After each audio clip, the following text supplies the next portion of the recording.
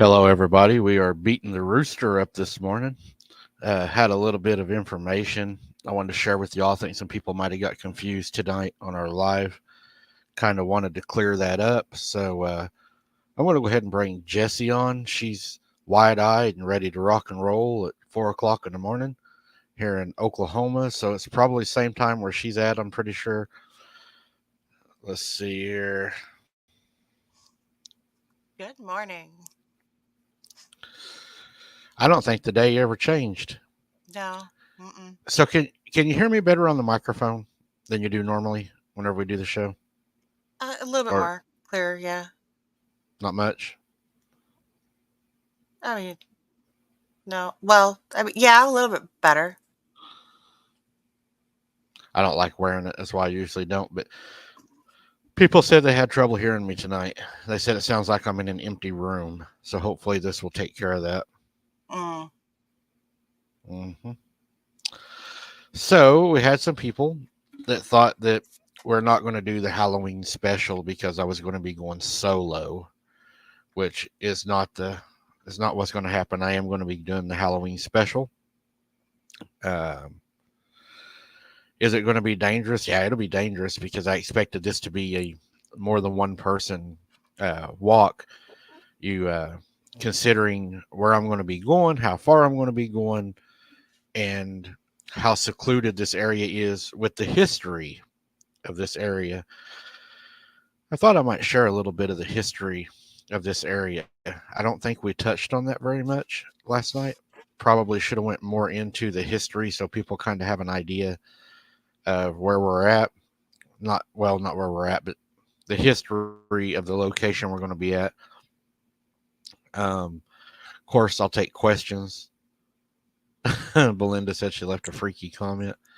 Um, but yeah, where I'm going to be going is underwater most of the time.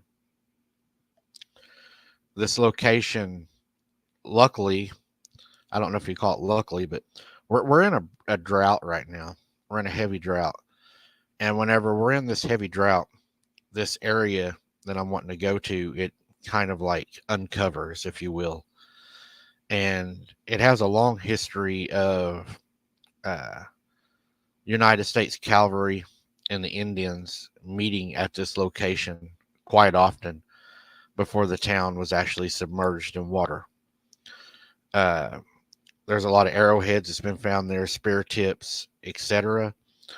Um, this area is full of flint rock. It's full of there's a lot of antiques down there, wagon wheels, wagon nails, opium bottles, medicine bottles, whiskey jugs, you name it.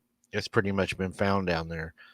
Um, a lot of people over the years, one of them been my friend, him and his other friend with their dog decided that they was going to camp this area. And whenever they went down and got their tent set up, and of course they had their guns and everything, they said the day was a typical day. Nothing scary happened. They done their fishing, or getting their campsite prepared. Uh, really nothing out of the ordinary. Nighttime came. They took the dog and they chained him outside the front of the tents so he wouldn't run off after something at night. And he was a blue healer. And they went to bed.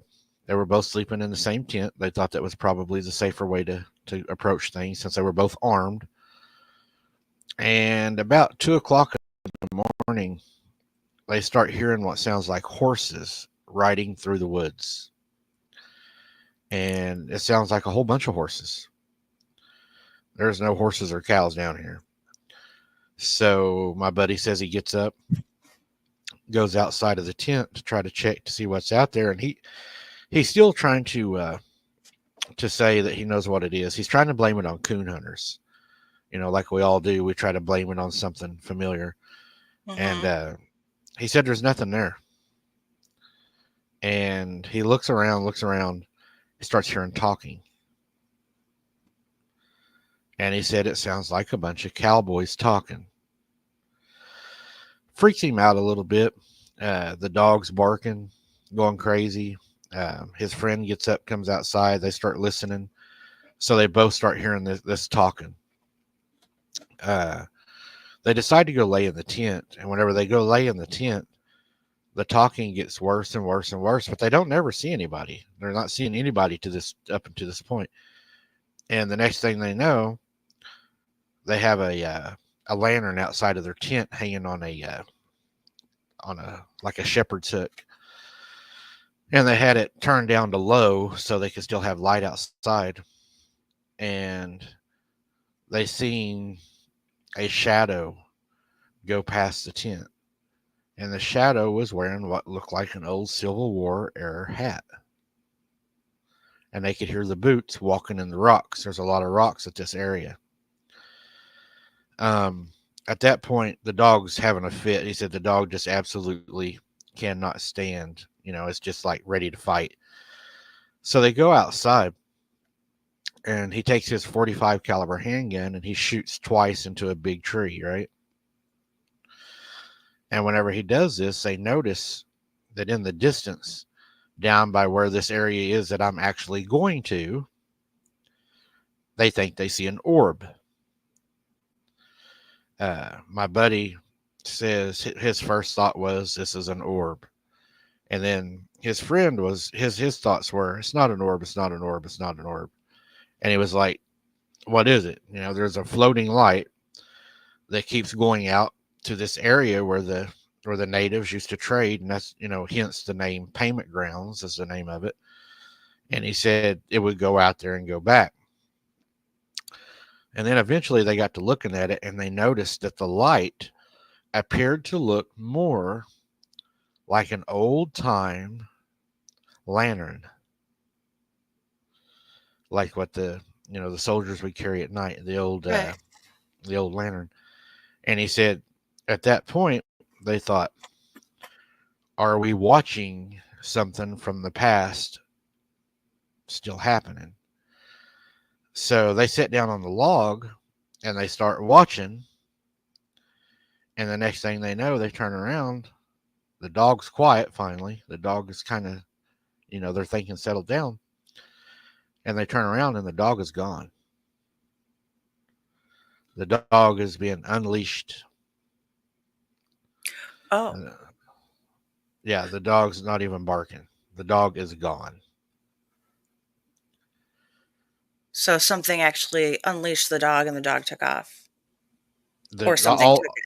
Yeah, all they knew was the dog was gone. And this little dog, it bites. I mean, this little dog is not friendly at all.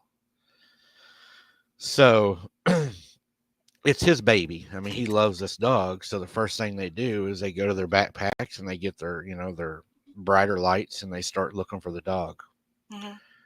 And whenever they start looking for the dog, they start hearing the dog kind of like whimpering. But everywhere they go look, where the dog is whimpering, there's no dog. Like they would hear it at one spot, go look, and there would be no dog, and then completely different area, they would hear it, turn around, go to that area, no dog. But their camping supplies and all that stuff was still there. Yep, Everything else. Okay. Just the dog. Okay. And the dog was on a. I never can remember the name of those things. Not even an ordinary dog snap. It's the things that people use when they're climbing that screw down. They look like a circle. You can unscrew them and they open. You can screw them and they shut. Oh, like the carabiner? Yeah, it's kind of like one of those, except for they actually screw shut. Yeah. And they had it ran on a cable from tree to tree so he could still run. Okay. It was unscrewed. Oh. So they continue looking for the dog. They keep hearing it whimper, and they're looking around. They can't find the dog. So finally they give up. It's y'all know how black it is down there. I've showed y'all how dark it is. I mean, it's just absolutely pitch black down there. Mm-hmm. So they go back to their tent, and they did what I do a lot of times. A lot of times whenever we go out, one of the things that we do kind of as a safety thing, we have rechargeable lights that'll last anywhere from 12 to 18 hours. And we will take those lights and we will turn them on and we will put them at our campsite. That way you have a light over your campsite so that way you can find your way back. Mhm. Uh, they did the same thing whenever they left. Whenever they returned, the light was turned off. At first, they thought battery died. They had a battery failure. They walk over, they turn it on. Light still works, but around their tent now, there's boot marks in the sand. Like somebody had walked around their tent, just circled their tent, circled their tent. But here's the weird thing. There was horse hooves too. Mm. Like somebody was walking, pulling a horse behind them. So they freaked out a little bit. They decided to lay down, hoping the dog would be back in the morning. So they crawl in the tent. He said, I'm not going to lie. We might have covered our faces up a little bit in our sleeping bags. It was very uncomfortable. They got their 45s. They carry 45s. That's their handgun of choice. Mhm. He said, so we're laying there and we hear, you want your dog? And he said, I look at my buddy and he looks at me and he said, we know that nobody else can touch this dog. This dog, I can't even hardly touch it. And again, they're laying there and they hear, do you want your damn dog? And he said, I looked at my buddy and my buddy looked at me.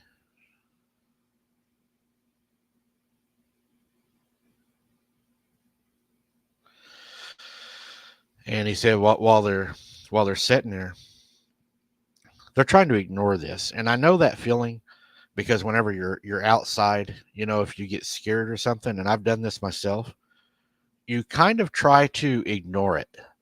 To I guess in our minds, we hope that it will go away. But he said we kind of lay there like let's act like we didn't hear that, right? So they're laying there, and he said it's like it got annoyed, and it said, "Do you want your damn yapping dog?" And he said we were scared, and my buddies they're in their 30s, probably 35, something like that, 36 years old. They're younger, but they're still men. And he said we're laying there, and he said I was concerned about my dog because my dog is my best friend. And he said so we're laying there, and the next thing I know, the tent starts shaking, like somebody's grabbed the tent and is now shaking the tent. He said, I'm not going to lie. My buddy pulls his pistol out and puts a round right through the front of our brand new tent. Everything stopped. He said, so then you start wondering, okay, did we just shoot somebody? So he said, we go outside, we look around, there's nothing around. So they finally do end up going back to bed. And whenever they woke up the next morning, hello, Scott B. Whenever they woke up the next morning, they got up to make their breakfast. They carry a small ice chest, and it's called a picnic bag. I've got one too. They're a backpack, Huh. and they actually have a cooling section in them, and you can keep stuff cold. It's got your plates, your silverware, your napkins. I mean, everything's in these things. They're really nice. I have one. And they go outside. There's the dog Like, just chained, waiting for chained, them? chained up, happy, wagtailing, or his tail's wagging, but there's something weird. The dog's mouth is tied shut with vines. He says his whole mouth is nothing but vines. And he said it was so tight that his mouth was actually bloody. Oh. So they had to cut the vines off of the dog. And then there's a set of footprints. They decided to follow the footprints. They did or did not? So they did. Okay. So they start following these footprints. I actually know where this area is at. They gave me the location. They followed the footprints all the way down, and they found this. Oh, thanks, Tim. We appreciate that. God bless Thank you. you, Tim. And they found this concrete slab in the middle of nowhere with a concrete lid and an old time padlock on it, Still locked? still locked. Now you got to think this has been underwater, no telling how long. I mean, it's a drought. Back then, it was a drought when they done this too. And he was telling me, he said, Mike, now's the perfect time to go down there and to be able to get an encounter, because whenever we have these droughts like this, something around the water, this is what he says, something around that water is released. He said, I don't know if it's an energy, if it's but it's kind of like when the water's up, it's not as bad. And he has this, he is Native American. He's very Native American. His family's Native American. They believe that the water acts as I guess as a kind of a shield. Okay. But when the water goes down, they believe these things are able to, and his exact words are, come out and play. Well, we know there's a lot of graves down there that were left. We know there's graves down there that were probably never found. There's still people finding Indian graves around where I live right now that are, haven't been found. Um, Anyways, they get to it, and this is the craziest part. They decide to do the most stupid thing. Let's camp by it. So, this gives me this story. I hate this story because where this happened at, I got to walk through here on the Halloween special. I'm walking right through these two areas. I mean, you couldn't walk anymore right through them. So they go back, they get their tent and everything, and they move their campsite down to this area where they found this concrete, like cellar or bunker or whatever it is they found. And they set their tent up. All day long, not like continuous, but all day long, they hear what sounds like somebody talking and in like an underground room. Okay. There's nobody in there because I mean this has been down there. What is it? The lake was finally completed in the 70s. So Yep. whatever would be down there would have to be underwater since the 1970s. And then at that thing that they found, it's nowhere even near waterproof. I mean, we're talking a concrete slab with just another concrete slab set on top of it that's, locked down. That's all it is. It's nothing special. Okay. So they get down there, and while they're sitting down there, they're hearing all this go on. The dog starts digging at the door. So my friend says he gets this weird feeling. Maybe that dog was down there last night when whatever this was took it. But then Hmm. my other buddy says, no, it's not possible because the lock's too old.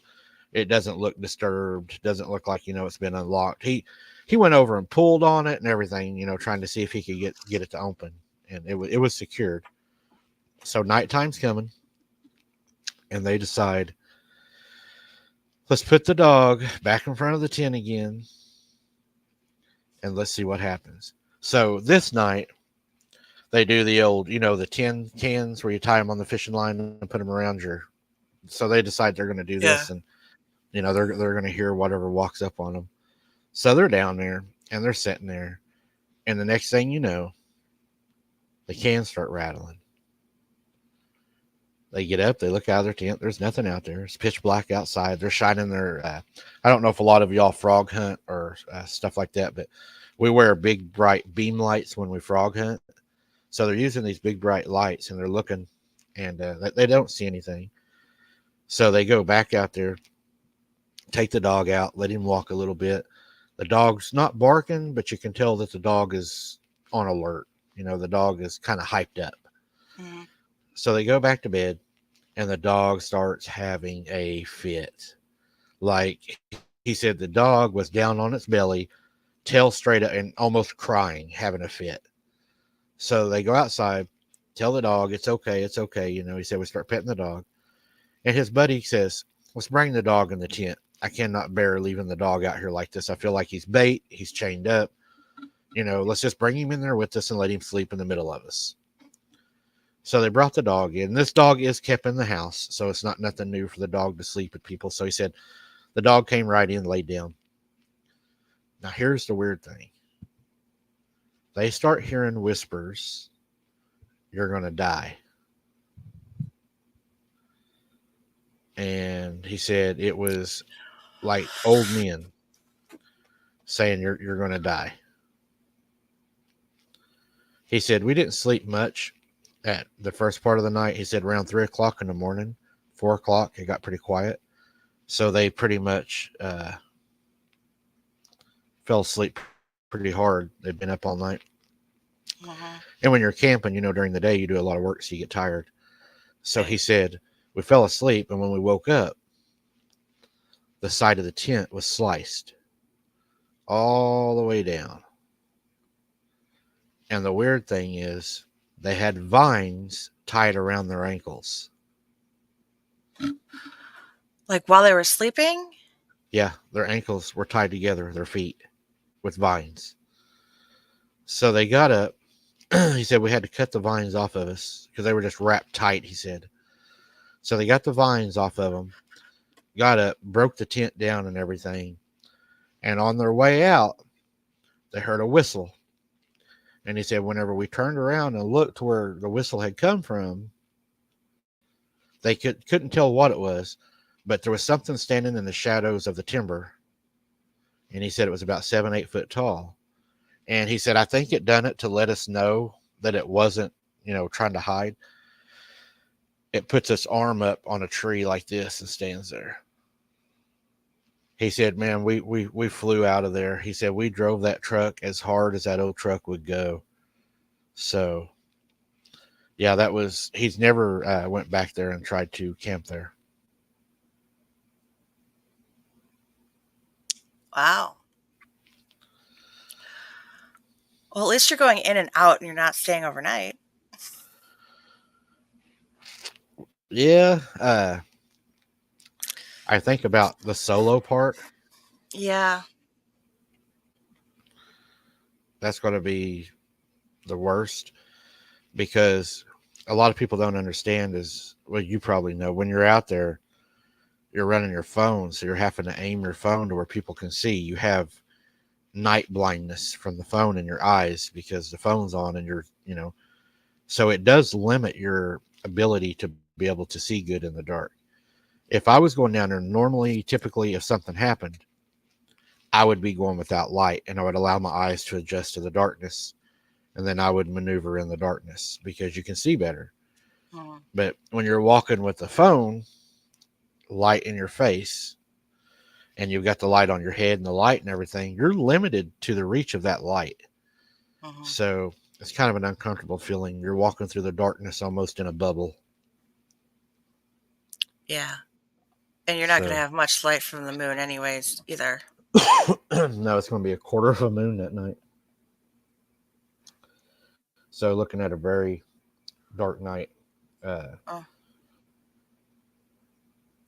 it's going to be it's going to be a very interesting night. I guarantee you. I'm going to start probably filming. Well, I am. I think that's what I got it set for. 11:40 p.m. I plan on starting the hike a little bit early. That way I can make time and I'm not having to talk with light in my eyes, at least to try to make it to the location. And then we will come out together, is the plan. I'm not going to be all the way to the location when I come on, but I will be quite a ways in whenever the live starts at 11:40. Um, I do have a security team that's going to be on the ready because we've been having trouble with a bunch of idiots. But yeah. yeah, Scott, I will have little Dragon with me and his little cousin. But then I have some friends. I've got a buddy that has actual a thermal scope on an AR-10 and some other equipment, and there'll be some game cameras set down the one way in, one way out road that are night vision. So it's going to be set up pretty good. I think we got a pretty safe plan. If somebody does do something, the security team will be able to come up that road. It's a one way in, one way out, and they will actually be able to block whoever it is in and call sheriff's department or whoever we have to, depending on what they do. Yeah. Starfire, I thought about not going alone, but this place is a sacred place that a lot of people do not know where it's at. I'm one of the very few that knows how to get to this place. And if I take people with me, people talk, and they would be down there grabbing all the arrowheads and all the flint and everything, and it would ruin the location.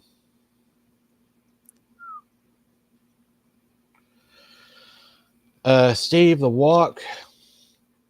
If the water's down and we don't get a rain, and I'm able to drive to the location that I'm planning on leaving from, the walk will be approximately a mile and a half, 2 miles from my vehicle.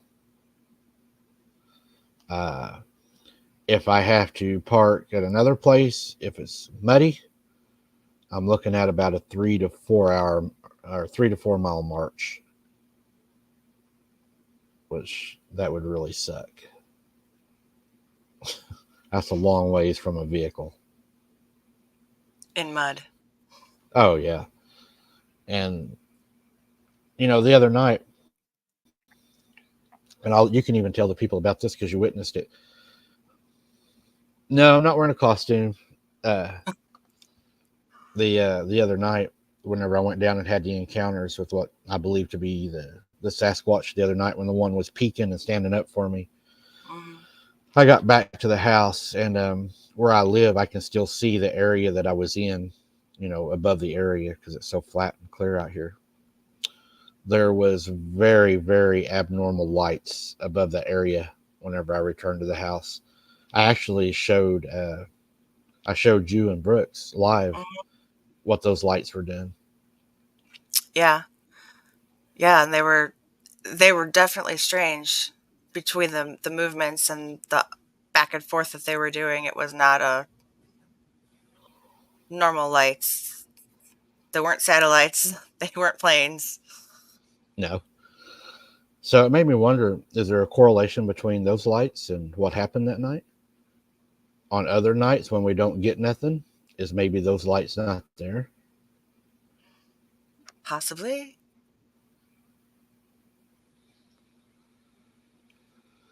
Makes me wonder.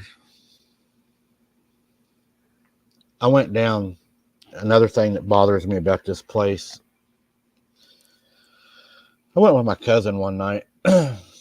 We would get bored and we would go out and we would drive around.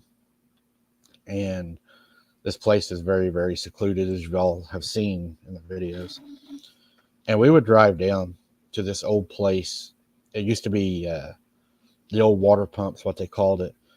And the road that went out to the old water pump that set out in the lake, which was on a big, big tower, it was just a one path, is what it was. It had a path for each tire and grass in the middle with tall grass on the sides. It was just so the workers could get down to the pump to maintain it and maintenance it and everything. Mhm. We would go down there at night sometimes, and we would sit and we would have a bonfire there because it sits right on the lake. And it had two large concrete pillars, had a gap in between them, probably about 3 feet. So it was perfect to build your fire between them. You had a fire break, and plus the concrete would radiate the heat off of it, and it was pretty warm. Oh yeah. So we would go down there, and we'd sit and we'd build a bonfire, and we, sit and talk and whatever. Well,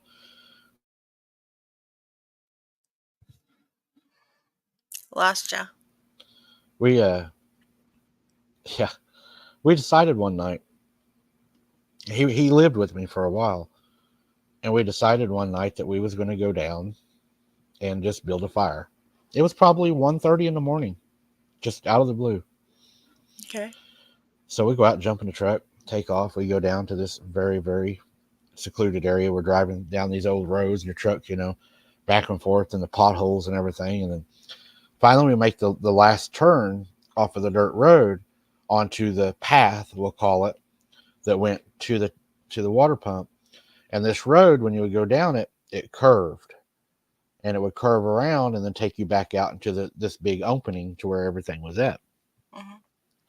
Whenever we turned down that road, our headlights were in the grass as you're driving at it going around the curve. And as we're going around the curve, an old lady pulls the grass back and looks at us right out of the grass. I seen it at the same time he did. It caught us off guard. I'm not gonna lie, it scared us pretty bad. He floored the truck, and we heard her laughing really, really loud. She had a really loud laugh, and he drove. You know, we only had one way to drive, so we drove forward on toward the water pump, and we stopped out there. We were shaken up. I'm not gonna lie. I'm not, I'm not gonna say I'm Rambo and I wasn't afraid or anything because I was scared and he was scared, and there was no reason for a lady to be down there because down there where we go, if there's somebody down there, you're going to know it because it's a one way in, one way out. There's nowhere to park your vehicles. I mean, this is not national parks. This is not camping grounds or any of that. This is actually what they call this. It is a floodplain. It is not made for recreation. They just allow people to go down there and hunt and fish And, at your. and this was like an old woman. Yeah, it was an old lady, probably in her 60s or 70s, very old. She had a long nose. We called her the witch. She had long, not white hair, like silver hair, with like dark strips in it. And it was long, but it looked washed. I mean, it looked real clean. And the way she looked, she just, and the way she laughed, I was like, oh my God. So we pulled down there and we're freaked out. So we stopped the truck. I didn't even want to open the door to get out. And I had to. So I opened the truck and I jump out and I raised the seat up. And we kept a 30-30 behind the seat. So we grabbed the rifle. And of course, we loaded the rifle. And while we're loading the rifle, we're standing out there. She starts laughing, yelling at us to come and play with her. She starts saying, come and play with me. It's 2 o'clock in the morning. She has no light. There's no vehicles. She's standing in the middle of brush where there is tons of water moccasins down here, copperheads, rattlesnakes. And she's walking in this shit barefooted in a white dress. Like them dresses in the old days that women would go to bed in. They had like the buttons on the front. The schmees. That's like what she was wearing. Mm-hmm. And it was like, honestly, we didn't want to leave. Because to leave, what we would have had to do is we would have had to drive back past where she was standing. And the weeds to the doors of the truck, like that far. But we also decided we sure as hell don't want to stay down here. Mm-hmm. I mean, even though we are in the opening, there's an advantage and a disadvantage. I mean, we're in the opening. She can't really slip up on you. But also that means she can see you the whole time. Yeah. There's nowhere to hide. And I don't know about a lot of you guys, but whenever I go camping, I camp in the woods. I do not camp in clearings. I was taught that in my survival tactical class. You do not camp in a clearing. That's the worst thing you can do, unless you're lost and you're looking for rescue. But if you're in an actual tactical situation, you want to camp in the trees. Trees are your friend. They block line of sight. They block sound.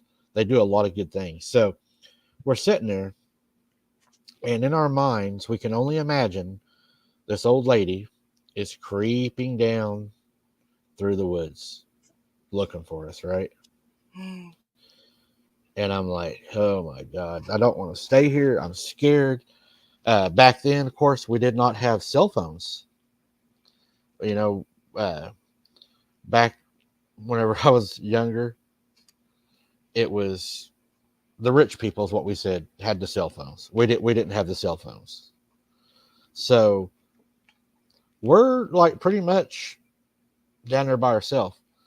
And of course, you know what mom and them would say? They would always say, excuse me, what are you doing down there in the woods at that time of night? But I look at my cousin and I'm like, I'm not starting no fire. There's no way we're having a fire tonight. We're not having a fire. We're leaving. And he's like, I don't want to leave. He was driving. It was his truck. He's like, we have to drive right past her. What if there's more? And I'm like, dude. And we had the 30-30, and I think the 30-30 held like 6 or 7 bullets. I think is what it holds. And I said, well, we got the rifle. I'll take the rifle. And the back window slides sideways, So I was like, we can shoot, backwards if she jumps in the back of the truck. And he's like, I don't know if I can stand it, man, because the way she laughed, he's going to get mad at me. He had tears in his eyes. I mean, this was a very stressful situation because if you understand where we're at, then you would understand more to why this is so out of place for this to be happening.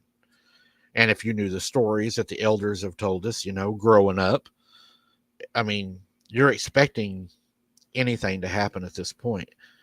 So we start sitting there and we start shining. You remember the old spotlights that were silver and they plugged into the cigarette lighter and they had the switch on the back? They were real silver.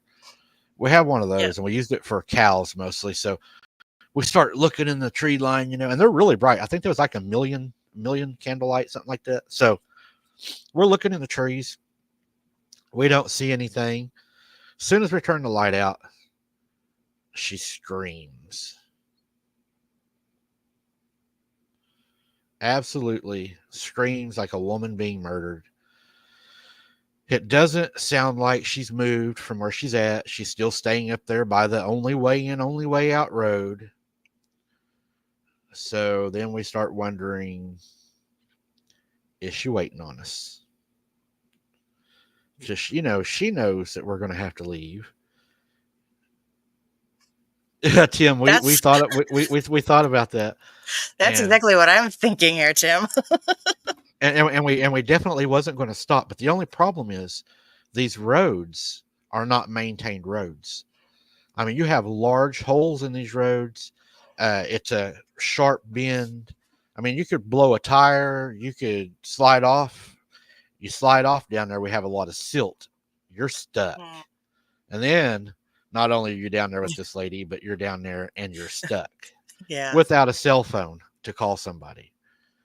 So we decide it's time to leave. So we're in the vehicle. The doors are locked. We got the yellow parking lights on. We don't have the headlights on because for some reason we didn't want to see her. And I know it sounds cowardly, but we did not want to see her. And we turned the headlights on and we're like, let's just act like we're not afraid. We didn't see her. We're leaving. We're just going to drive out of here normal. So I put around in the 30-30 and we're going down through there really slow and we're keeping an eye on the woods and everything. We get up to the bend to where the opening starts narrowing into the little road that goes out. And as we start going around where she was normally at, she wasn't there. The next thing we know, we start hearing a banging on the truck. And we start thinking that we got a flat because it was like a bum, bum, bum, bum, bum, bum. And we're like, oh, God, we got a flat. I turn around and I look, the sliding windows open in the rear window, it's a single cab truck. I turn around, I look out the window, and whenever I look out the window, he hits his brakes to slow down, and the brake lights illuminate that lady behind the truck running, hitting the tailgate. She's actually slapping the tailgate, trying to jump in the back of the truck. So I yell at him. I'm like, go, dude. So he's going as fast as he can. This lady is behind us running barefooted, chasing us on a gravel road, 60, 70 years old. And I mean, this lady is hooking it. And she is beating on the back of our truck. Whenever we got to the end of the road, we had to turn left. And whenever we had to turn left, you had to almost stop to make that turn or you go right off in the ditch. So we go to make that tight turn. And when we do, she runs right up on the side of his window, starts pounding on his window like this and pulling on the doorknob, poking the button in and out. And we took off as hard as we could go. And then, of course, we outran her. She couldn't run as fast as the truck. But that was one encounter that we had down there that was pretty crazy. And I will also be walking through that area that night, actually, right through that area.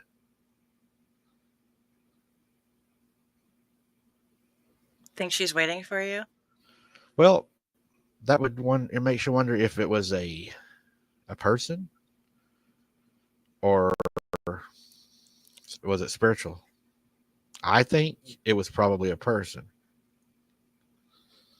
Really? Yeah, I think so. I mean, I've They had a lot of encounters down there, kind of like that.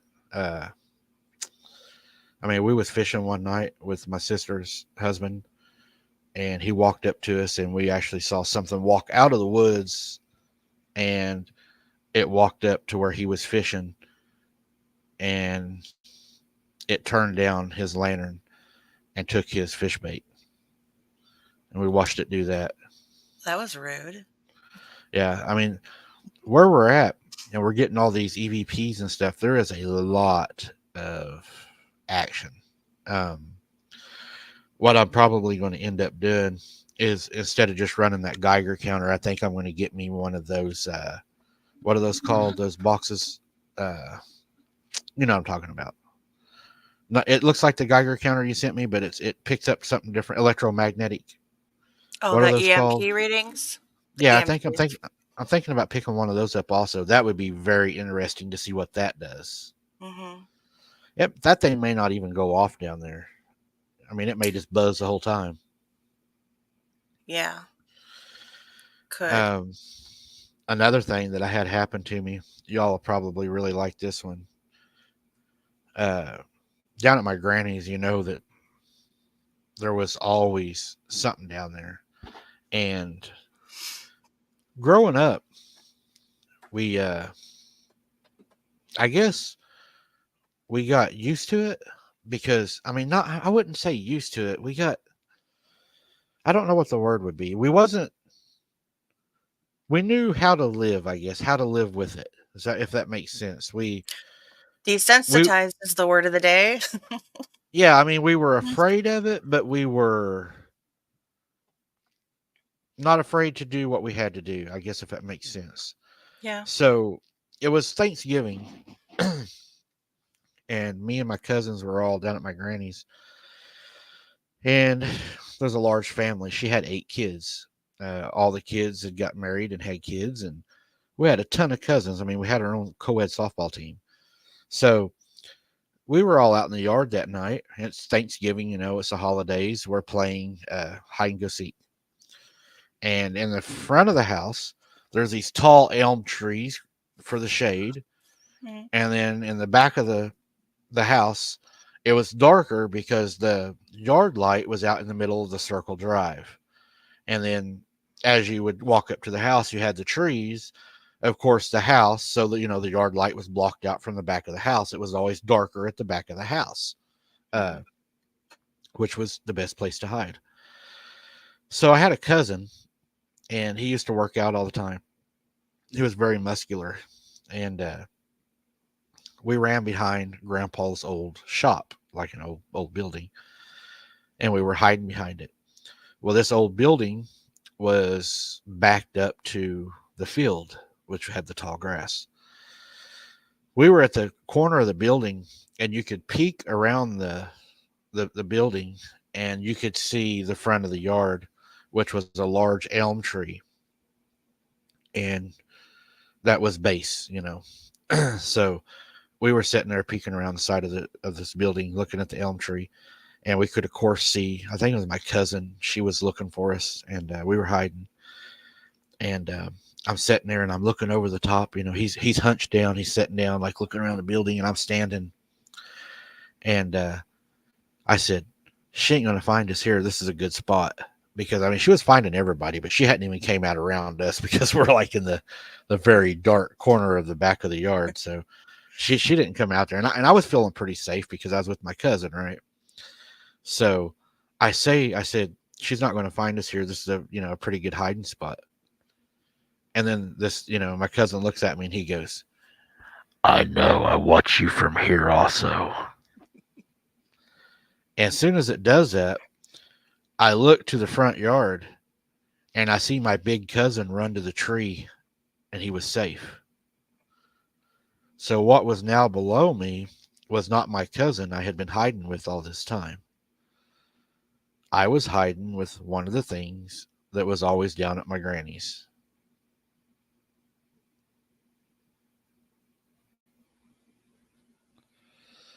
Whatever it was didn't hurt me. It didn't try to abduct me. It did hide with me, and it did communicate with me. Uh, Another thing, I guess we'll call this Granny Night because that's what it was kind of turning into. Good night, Was Mohawk. down. Good night, Mohawk. Eat a kiwi for me. I love them things. Uh, One night I was sitting down there, and you got to remember, and I try to paint the scene for everybody. This is an older home, you know, family of 8. They bought it in the 50s. It's an old country home. You know, it has the large front concrete porch, Mm-hmm. the big large concrete steps that go up, and then Grandpa had enclosed the porch and used plexiglass all the way around it so he could see out when he sat on his porch. And he had an old green door made of wood he made that had plexiglass the length of the door that you could shut and lock too. Well, when it got hot in the summer, they didn't always run an AC and they didn't always have an AC, you know. So they would open the front door of the porch and then they would have their screen door shut and latched and they would sit in the front room and visit or whatever. And the wind would blow through, whatever. I was sitting there one night with my back to the door frame, uh, to the porch, which the porch went outside, but I was in the front room and everybody was visiting. And while we were sitting there, I heard, psst, and I thought, yeah, because that's one of the things we do. We try to get each other's attention. Is we like, hey, psst. Mm-hmm. And so we're sitting there, and I hear, psst, and I'm like, I turn around, and I look behind me through the dark porch. The porch was probably maybe 4.5 feet off the ground. I mean, this porch was really tall up to the house.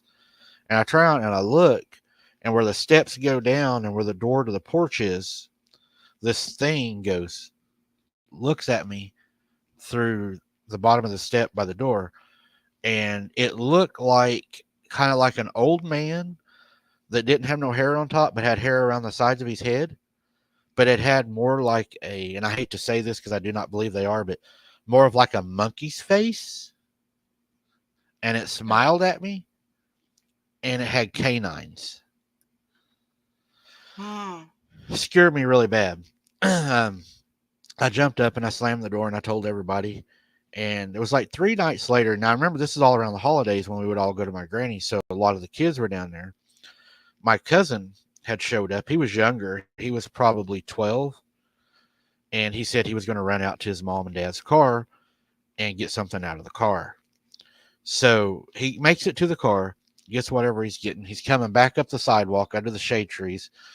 Over on the left side of the yard is we used pig fence is what the yard was fenced in with because my grandpa raised pigs also, and the whole pig fence was full of honeysuckle, completely full.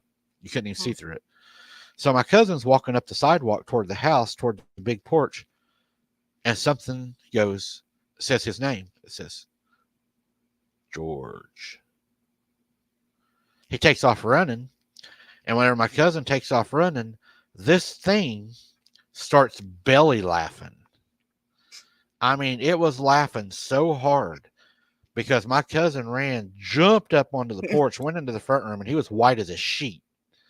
But everybody could hear this thing outside by the fence belly laughing. So that gives a whole new perspective to their IQ.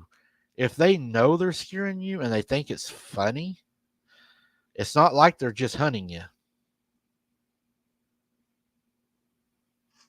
I don't think all of them have that evil intentions though either. But Well, you might change your mind. The next night, okay. this is where it gets bad. We had to go to the restroom. The restroom was at the back of the house. And when you walked in this old house, there was no way you could walk without creaking the floors because the house was old. And we would try to, we would try to sneak because we didn't want it to know where we was at. So we would sneak, and you take that one step and it's like creak, and you're like, it knows where I'm at. Mm. So I got to the back door one night, and the back door started shaking violently, and it started pushing on it, turning the doorknob, everything. And I started screaming for Grandma. I was like, Granny, it's trying to come in. It's trying to come in. And my cousin was staying all night there too.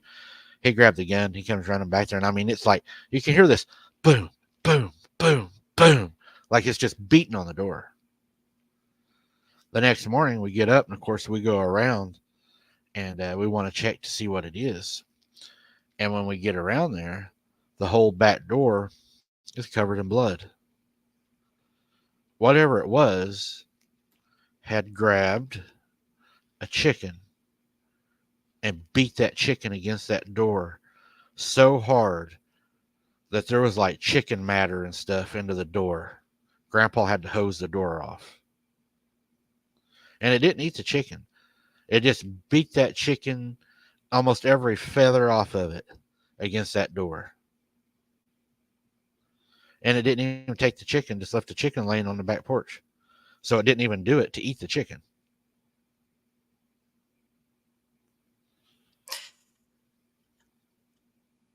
I don't I don't know what to say to that.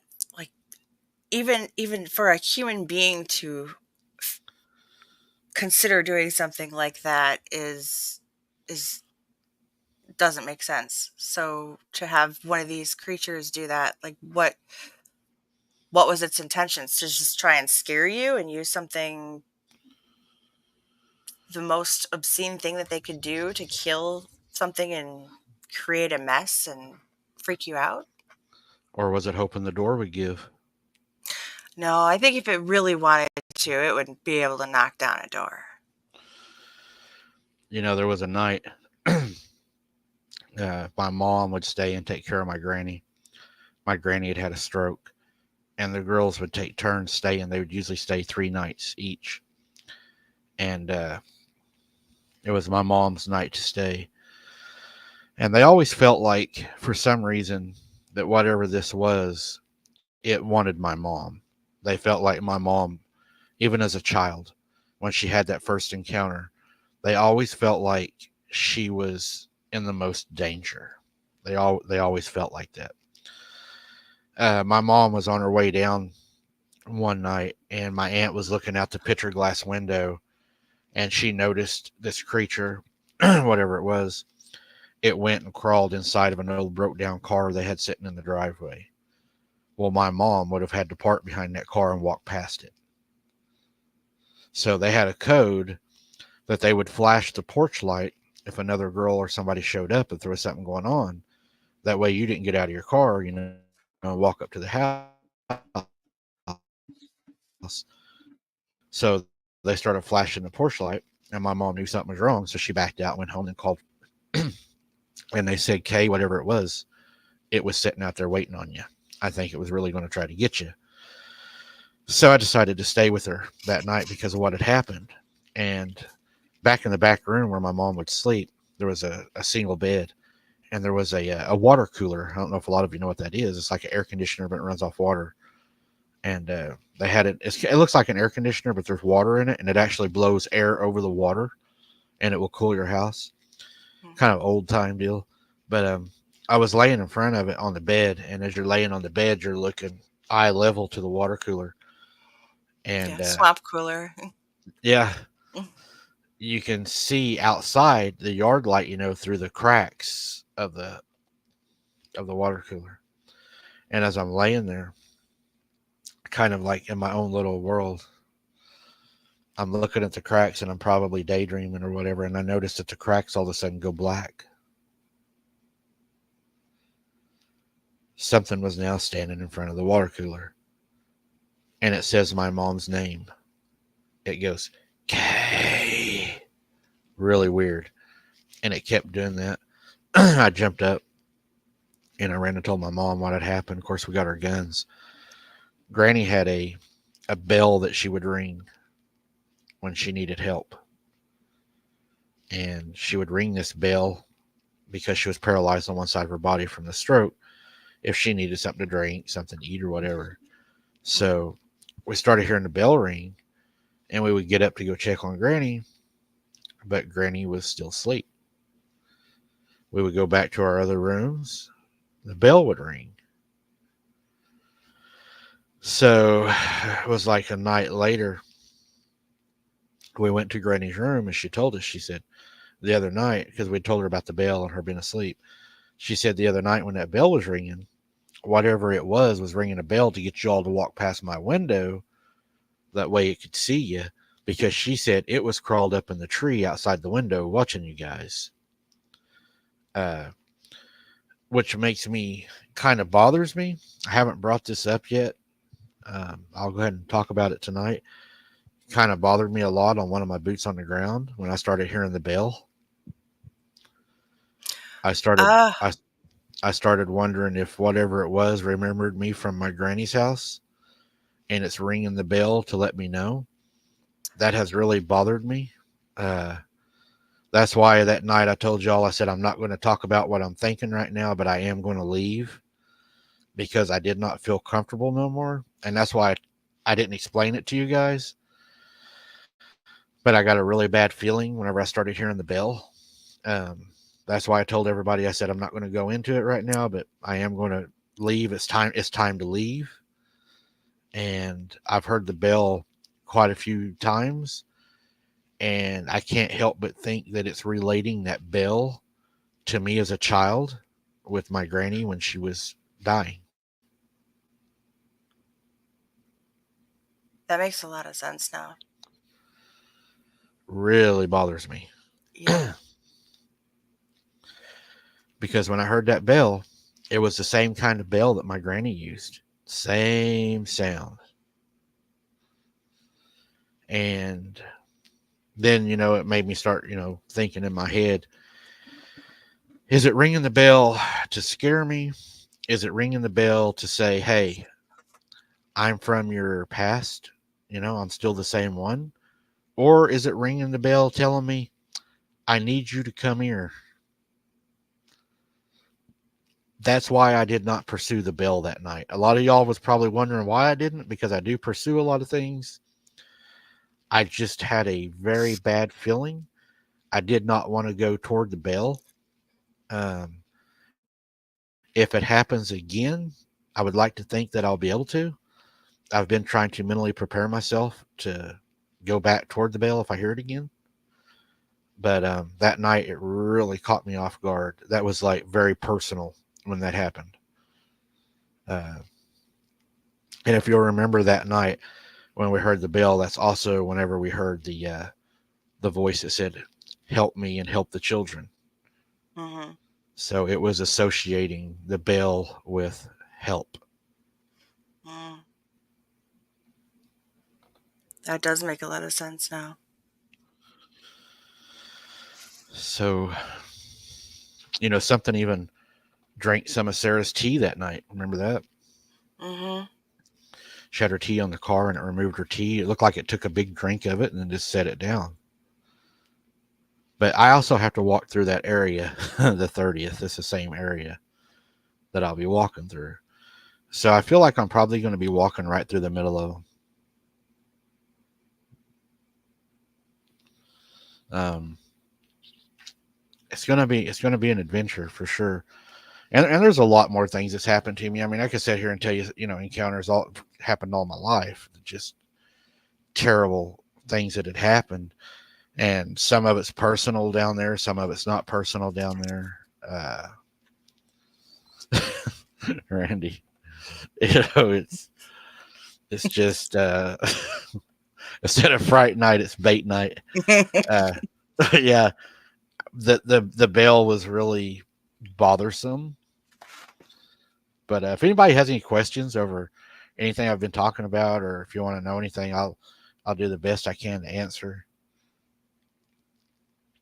I just if it's ringing that bell because it remembers being at my granny's house, then that means to me that whatever this is, it's living in the woods, and it's living as the crow flies, probably 3-4 miles from my granny's, uh, which wouldn't be terribly far. Um, you know, they never had any trouble at the house until my uncle had his first run in with it, and it followed him home. It wasn't like it just started happening at their house. My uncle had came back from Vietnam, and he was dating my aunt, and him and some friends would go to this place down in the bottoms, and they would get scared because the girls, would scoot over next to them, and they thought it was fun. Until one night, something actually jumped on top of their car and ran off of it, and they drove home. All night that night, things started happening, and then things just progressed since then. The car was covered in fish scales that stunk really, really bad. So whatever this was followed them home. Lori, I'll throw that. My mom and my granny and my uncles and all of them, they kind of had, back when I was growing up, Dogman wasn't a word. We'd never even heard of that word. Kind of like what the Cherokee shaman told me. They're like, that's a made up white man name. Whenever I was at my granny's, the words that they would use mostly were Bigfoot and werewolf and other things, you know. Because I remember Granny, she would always tell us, for some reason, she wasn't real afraid of the Sasquatch, the Bigfoot. My granny's dad was full blood Cherokee. He was on the Trail of Tears. And he would always tell us uh, pretty much the Sasquatch aren't going to bother you if you leave them alone and act like you don't know they're around, pretty much. He said they're curious, they can be a menace, but most of the time, not all the time, but most of the time, if you don't bother them or acknowledge them, they're not going to bother you. That was pretty much what he would tell us. Now, they might throw a stick at you, a rock at you, they might be ornery, they might try to scare you, they might follow you, they might, peep in your tent and stuff, but pretty much he said wasn't going to hurt you.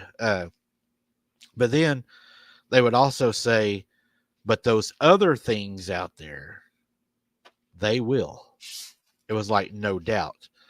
My mom, I can't remember exactly how old she said she was. She was just a little girl. Her first encounter she ever had with anything down there, she was walking up the steps, and she said a werewolf looked out from underneath the porch at her and laid its head on the steps right by her feet. Ever since that happened, my mom has been a magnet for these things. I can take my mom to the woods, and we will have the worst encounters ever. Um, for some reason, there's an attraction there. I don't know what it is.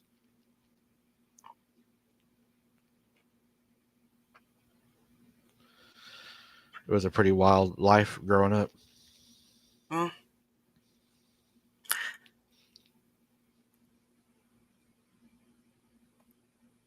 So, yeah. I was going to ask something earlier too, and I forgot what I was going to ask you. It'll come to me later. Yeah, I mean, whatever it was, it didn't, except for the chicken, didn't bother the livestock, didn't bother the pigs, didn't bother the cows, didn't bother the chickens. Oh, that was what. Do you think it was a Bigfoot that did that with the chicken, or do you think it was the other? I'd probably say the other. Uh, we had the friend that was the big guy in high school. Mom said he was a fighter, and he wasn't scared of nobody. He was a big kid. I mean, he whooped a lot of people. Big, strong kid. And he told my granny, and this was my mom's friend back then. He said, "I'll stop whoever it is." He thought it was window peekers.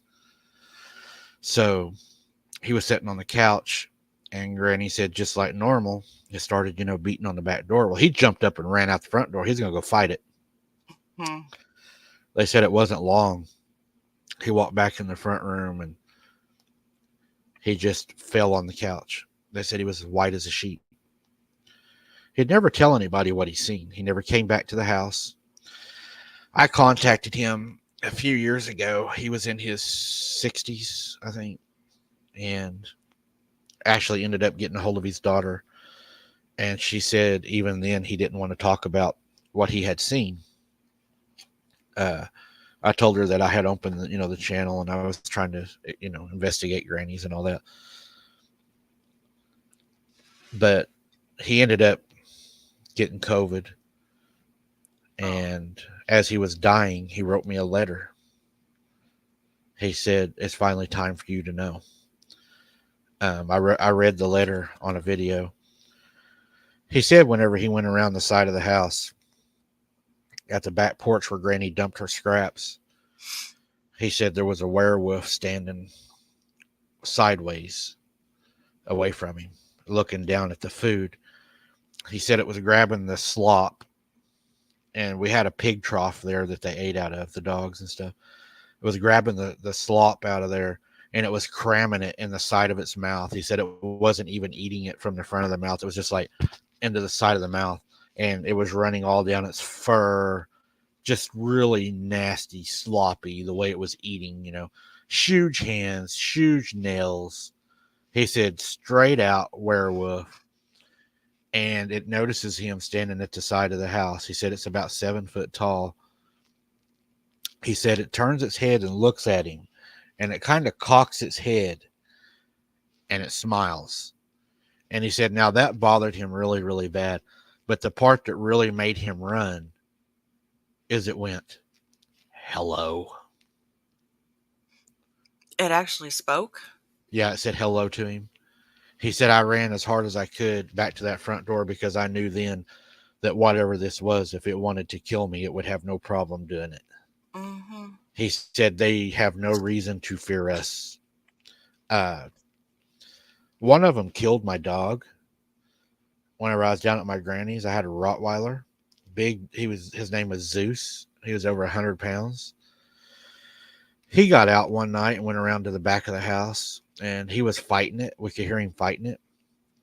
It was a hell of a fight. I mean, it lasted, seemed like forever. But anyways, he come from back of the house. He had blood on his mouth, all around his mouth. You could tell that, man, he had tore the hell out of something. But on the back of him, right below his anus, he had a perfect circle where something had went inside of him. And I took him to the vet, and the vet didn't even know what done it, but whatever it was had went from there and protruded all the way into his stomach, and he ended up dying. Mm. But we didn't know what it was. It was perfectly round. That's horrible. So, I mean, these things, they bleed and they do get hurt, but their strength is so massive. Yeah. I always wondered if it didn't grab like one of Grandpa's hose or one of his rakes or something and use the handle and tried to. Mm. But the dog did end up passing away.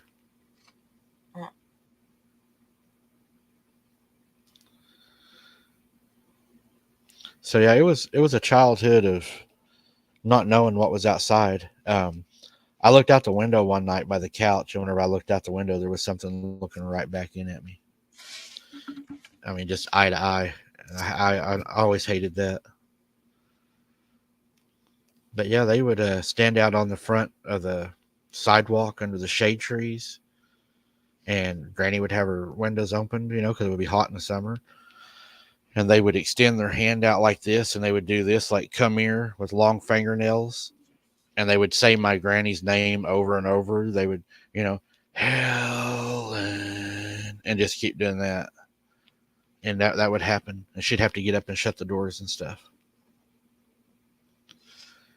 I mean, this was a really bad place. We called the police. There was multiple police reports done. Well, it's no wonder why consensus is that these things are all evil, and that's, I mean, I've heard good stories. Well, not about dogmen, but Bigfoot. Sasquatch. I've heard good stories about them, but I think if people were to, and I wouldn't bring everybody down there because I wouldn't want everybody to know where it's at, but I bet I could take somebody down there and probably change their whole perspective on what they think about these creatures. When you get down there where I'm at, you're not walking in people's backyards, you know, getting, DDNs or a DDS. And, you know, you're actually, if something happens to you, you're a long ways from help. mm-hmm. And if, I mean, a snake bite could potentially be deadly. Just the amount of time it would take to get somewhere. You would hope that you wouldn't be allergic and have anaphylaxis on top of the snake bite. So I mean, it's a lot more dangerous than just these creatures. I mean, there's other things you have to watch out for. Um, I've heard that you have to be careful because these DDSs are traveling out of state to other states and they're carrying disease, and some of them's got rashes. So I mean, you got to be really careful. Uh, I think we're going to have to do a containment at some point and try to eradicate these diseased parasites. But you know, one of these creatures even named itself. It said its name was Madeline, and it had to make a trip to the store at night to get some antibiotics and some ointment. So we're going to have to be really careful with what we start dealing with. These creatures, I call her a DDS. It's pretty self-explanatory. So it's I think you have to protect yourself now more than ever. And you know, I think they said one of the symptoms is carpet burn on the elbow. I'm not real sure. I don't know. I mean, I've heard stories. I may have to do a show on that. I don't know. I heard that it was a pretty stinky job, so we'll probably have to do that on an after-hours show also. Yeah, yeah. Down there, it gets pretty bad. Um, you know, whenever you're passed around like a whiskey bottle under an overpass, things are going to happen. So Lori says, "Yes, please do." But yeah, it's these creatures are nothing to play with. You definitely want to be careful around them. Lori says she's ready. Well, Lori, that will be another night. Be a show and tell. Yes, Randy. I believe that's going to happen too very, very soon. Um, I just, would rather just be left alone. You know what I mean? Just leave me alone and let's do cryptids. But I mean, I'll play either way. I mean, I can investigate either way they want to, but probably be in the best interest to just leave me alone. Um, Thank Randy you, said, Randy. "Welcome back." Uh, Jody, it is very scary. It is. It's very scary. Uh, if it continues to happen, I can actually see them building a bunch of plants across the United States to probably produce more gold bond. But I think that they'll probably get it under control. Um, I don't think they'll have such a hard problem with it. Call it the brew hall rub. I think that would be a good name for it. Why is the back of your head so flat? Even your mama didn't want you. Oh, she never held me.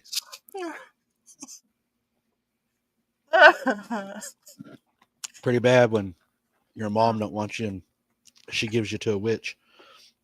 Uh, Let me tell you another story. I think you'll find interesting before we get the CDC called out. um, there was this boy that used to live up in a town north of us, and he had mental issues. While we're on the subject, and he used to go out and play with something at night in the woods, and he would come back and tell his mom and them that he had a hairy friend that lived in the woods. They thought it was an imaginary friend at first, and really didn't pay any attention to it. But they did notice he would start staying out later and later and later and later and later. And it got to the point where he was staying out pretty late. I could take you all to this area if you'd like me to and show you where he went missing. We could do a live. But anyways, as this progressed, it would get to the point where his mom would have to leave a plate of food on the back porch, and he would come and get the food and then leave again in the middle of the night. Eventually, that boy, he stopped coming home. Uh, there was no body ever found, but we're also talking in the 50s. Uh, there's speculation that he went and lived with these things.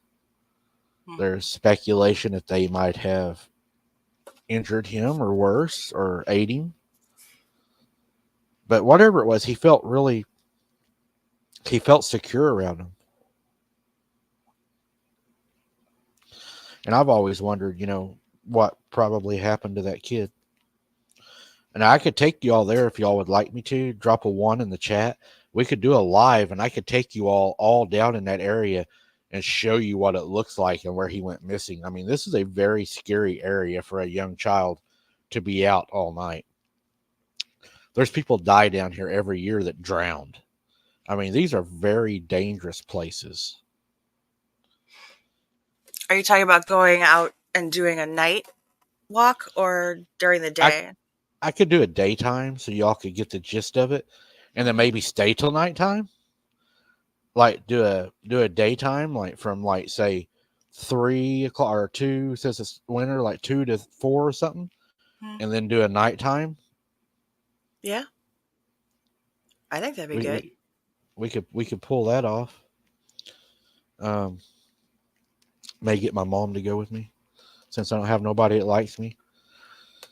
Everybody wants to see me. Everybody wants to see me get ate. Did Belinda have a question? Did I miss it? Good night. I presume my question was too out there. Oh. I didn't even see it, Belinda. If you'll throw it back up, though, I'll try to answer it. Again, y'all's got to realize our screens are really small where the chat rolls, and sometimes it is very hard. Plus, look here. I got my glasses off, so I wasn't even. So, yeah, there's no question really that I won't answer right now. Well, there's probably a few, but it's just how I have to answer some things.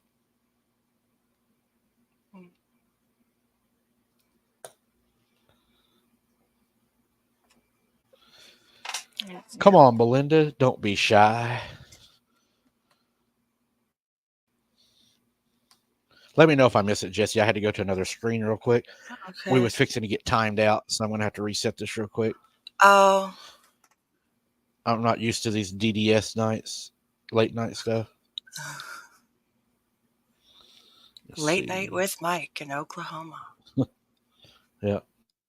Like Art Bell? Telling stories. That's what I may have to do. Start. Maybe if wolves are 98% dog, apes are 98% human, dogmen and Bigfoot are... Here we go. I believe that they're part fallen angel, Nephilim. I believe what Melba Ketchum pretty much said. We have the DNA of the human, but the other part's angelic, and that's why it's unknown. I know that they corrupted the DNA of other animals, So I think any creature has the potential to be part, monkey, if you will, and then part, fallen angel, Anunnaki, whatever you want to call them. But that's my theory, and I'll let Jessie give you her theory. Oh no, I'm more in line with that theory myself. I mean, with listening to a couple other religious podcasts, and um, I've been finding even more um, Christian-based podcasts that are talking about anything from the aliens to the cryptids, and it seems like more and more people are pretty much on that same belief path too. And it doesn't even matter whether they're Christian or they're Jewish or they're, I mean, I've heard a couple other religious sects that had talked about their beliefs in that too, and it's all pretty Right. much the same. So I was laughing how you said alien. how'd I say That's alien? what I was laughing at. I say alien, you say alien. Yeah, Those well, aliens. I'm also from Them the northern Midwest, people. the Midwest. Look at we got those aliens up there, guys. And they got these rashes from the Anunnakis. Yeah, Lori, hybrids. There you go. That's a good one. Um so I'm gonna take a poll. How many of y'all believe the story of the Kandahar giant was true? Do, do, do, do, do, do, do. Like the Grinch. You win a new car from the taxpayers of Whoville.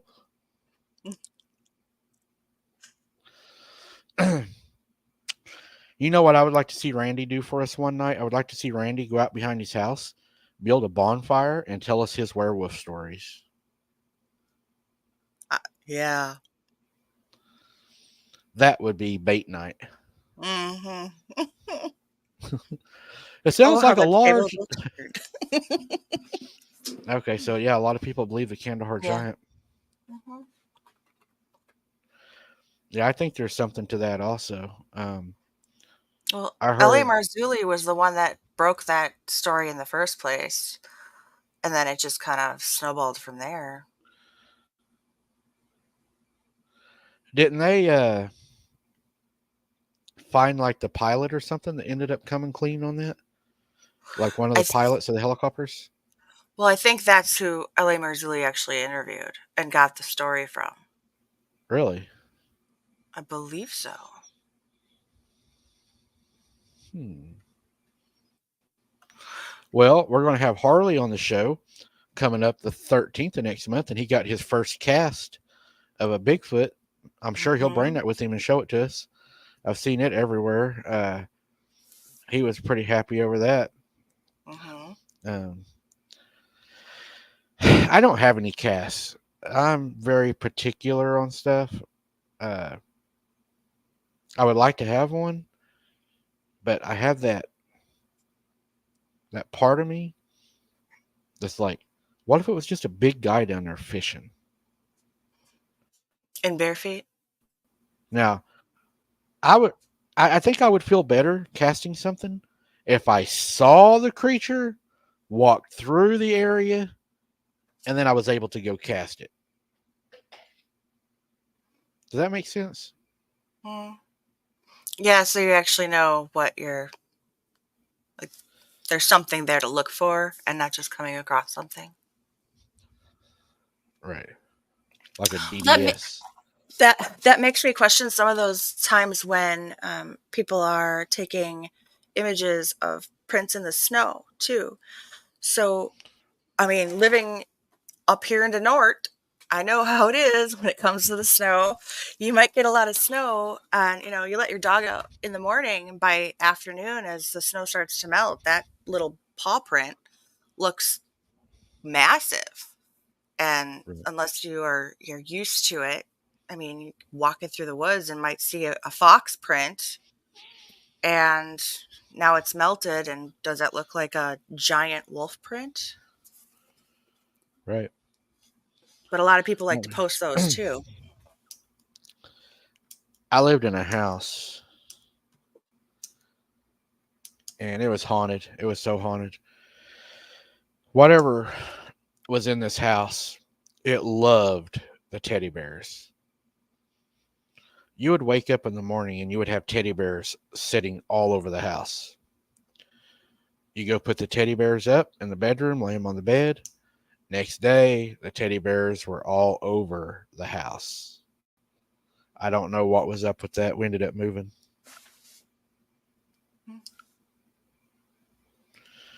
Would you like a teddy bear? Mm-hmm. And I think those things can attach to that stuff. So tell me, what was one of your scariest investigations?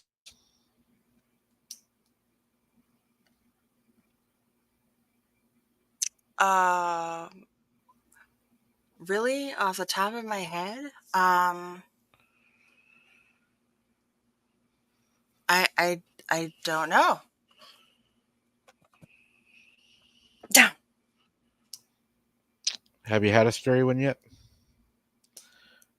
I can't say scary. I mean, little spooked, but nothing that I don't know. It takes a lot to scare me, honestly. We change that. I I could just bring you down here when everything's done, let you out on a road, and I'll wait at the end of mm, it, about a mile, let you walk that by yourself. I that's wouldn't fine. do My it. my CCW carries over to Oklahoma. That's fine. Oh, that's okay. I wouldn't do it with my buddy's rifle. Mm.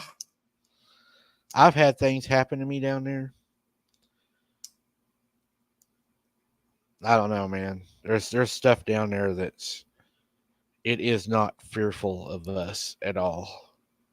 It I don't know. I have a different perspective outside than I even do inside. Like my scariest experience was in my own home. When I experienced anything outside of the home, it was a different feeling that I mean, I can't even say that I mean, I was really scared. We lived in a home. I don't know if this was supernatural or not, but me and my cousin had decided to stay home one night while my mom and my dad went down to my granny's, which was probably a half a mile down the road. We lived in the country too. And it was one of those days in the summer, where it had rained on and off all day. It was partly cloudy, and you'd have the blue sky and the rain, and you'd have like the pretty colored clouds, in the sky. It was one of those days. Hmm. And we were laying in the bedroom playing. I think it was Zelda is what we was playing. And we heard the back door shut. Mom and dad weren't home. And I got up and I was like, I'm going to lock the bedroom door because I just had that feeling. And the doors were locked to the house, anyways. I mean, they should have been locked. So I got up and I go and I locked the bedroom door. Soon as I shut that bedroom door and locked it, the doorknob started rattling like somebody was right there. As soon as we were scared to death. Um, we heard stuff walking up and down the hallway, like Hmm. somebody was walking up and down the hallway. We didn't know what to do. Again, the phone was in the kitchen on the wall. We were stuck in the bedroom. So we decided to stay in the bedroom and be quiet. We turned the volume all the way down, and we're sitting there and we're listening and listening. Finally, we hear the back door shut, and we're thinking, whoever was in the house is gone now. So I cracked the bedroom door open, and whenever I did, whoever or whatever was there had grabbed the butcher knife out of the kitchen and stuck it in the bedroom door that we was in. So I slammed the door and we crawled out the window, and we ended up running all the way to my granny's. And then, like a week later, my dad sent me out to the garage, and they always had the garage door open most of the time. They would pull the car up to a flat freezer that was set out there. They would always pull up to it. I went out there to get something, and I had to walk on the bumper of my mom's car, and I would hold on to the freezer as I walked across to get to the other side of the garage. Mm-hmm. And whenever I got over there, I remembered what I was looking for was behind me. So I spun around real quick, and when I did, there was a big black man standing there with his arms out like he was going to grab me, and he was wearing army pants with the green cotton shirt, and he started doing that at me, like trying to grab me.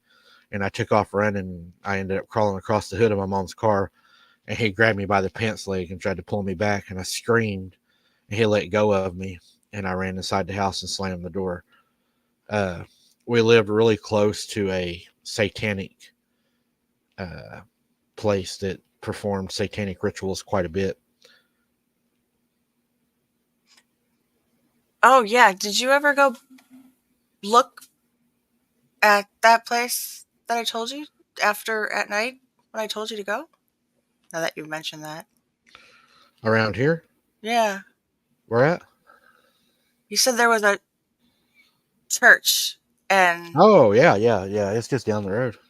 did you ever go check it out at like 3 No, o'clock in the morning? no, I got to get a tire. I don't want to get down there and have a flat. Well, That'll yeah. suck. No. Can we help you change that? They might be very nice. Pull it on up in the gate. Just pull it on up to the church.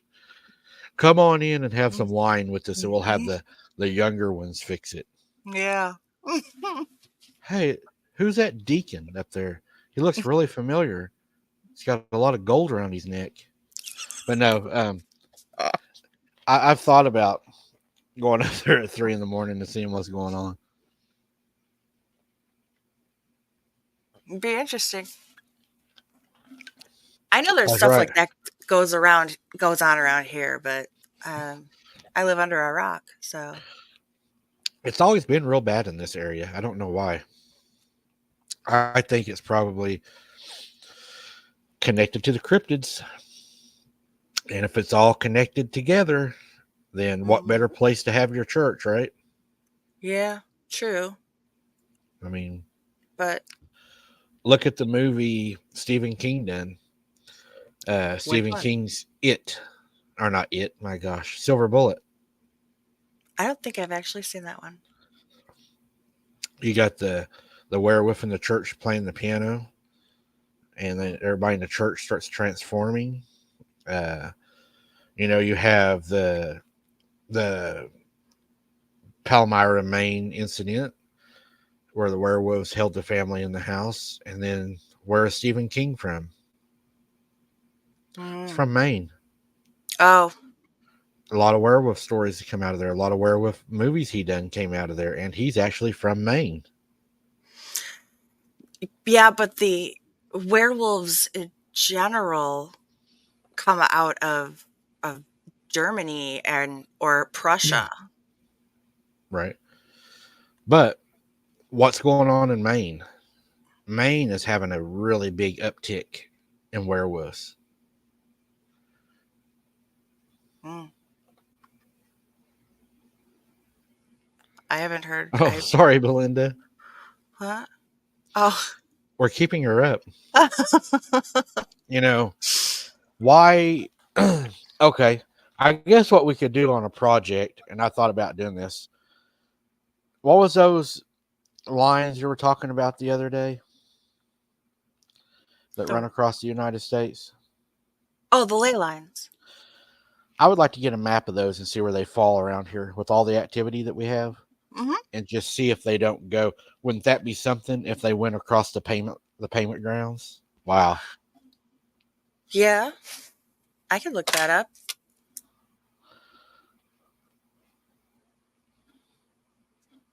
Everybody says it is morning. I'm sorry, guys. I had to let y'all know that the Halloween special is still on. It's only 5:30 a.m. here in the great state of Oklahoma, Northeast Oklahoma. Yeah, sun won't rise here for another 5, 6, 2.5 hours. I don't even know what time sunrise is here in Oklahoma. If Um, anybody in chat would like to come on and share a story, put a number 2 and we'll share the link. Just in case you missed out today and was wanting to tell us something. Something other, something, something. So are you looking up the ley lines? Is that what you're doing? right this second I could, Oh, but I thought you was. um, no, I was reading Lori's question. Okay. Lori, what's Lori's questions? Lori got a good question. She asked me what a DDS was. Yeah. It's not that after hours yet. I'll tell The you sun's later, Lori. the sun's fixing to come up. But yeah, the Halloween special is still on. I guarantee it's going to be a night like no other. I'm not really looking real forward to it, but I think it's going to be very, very interesting.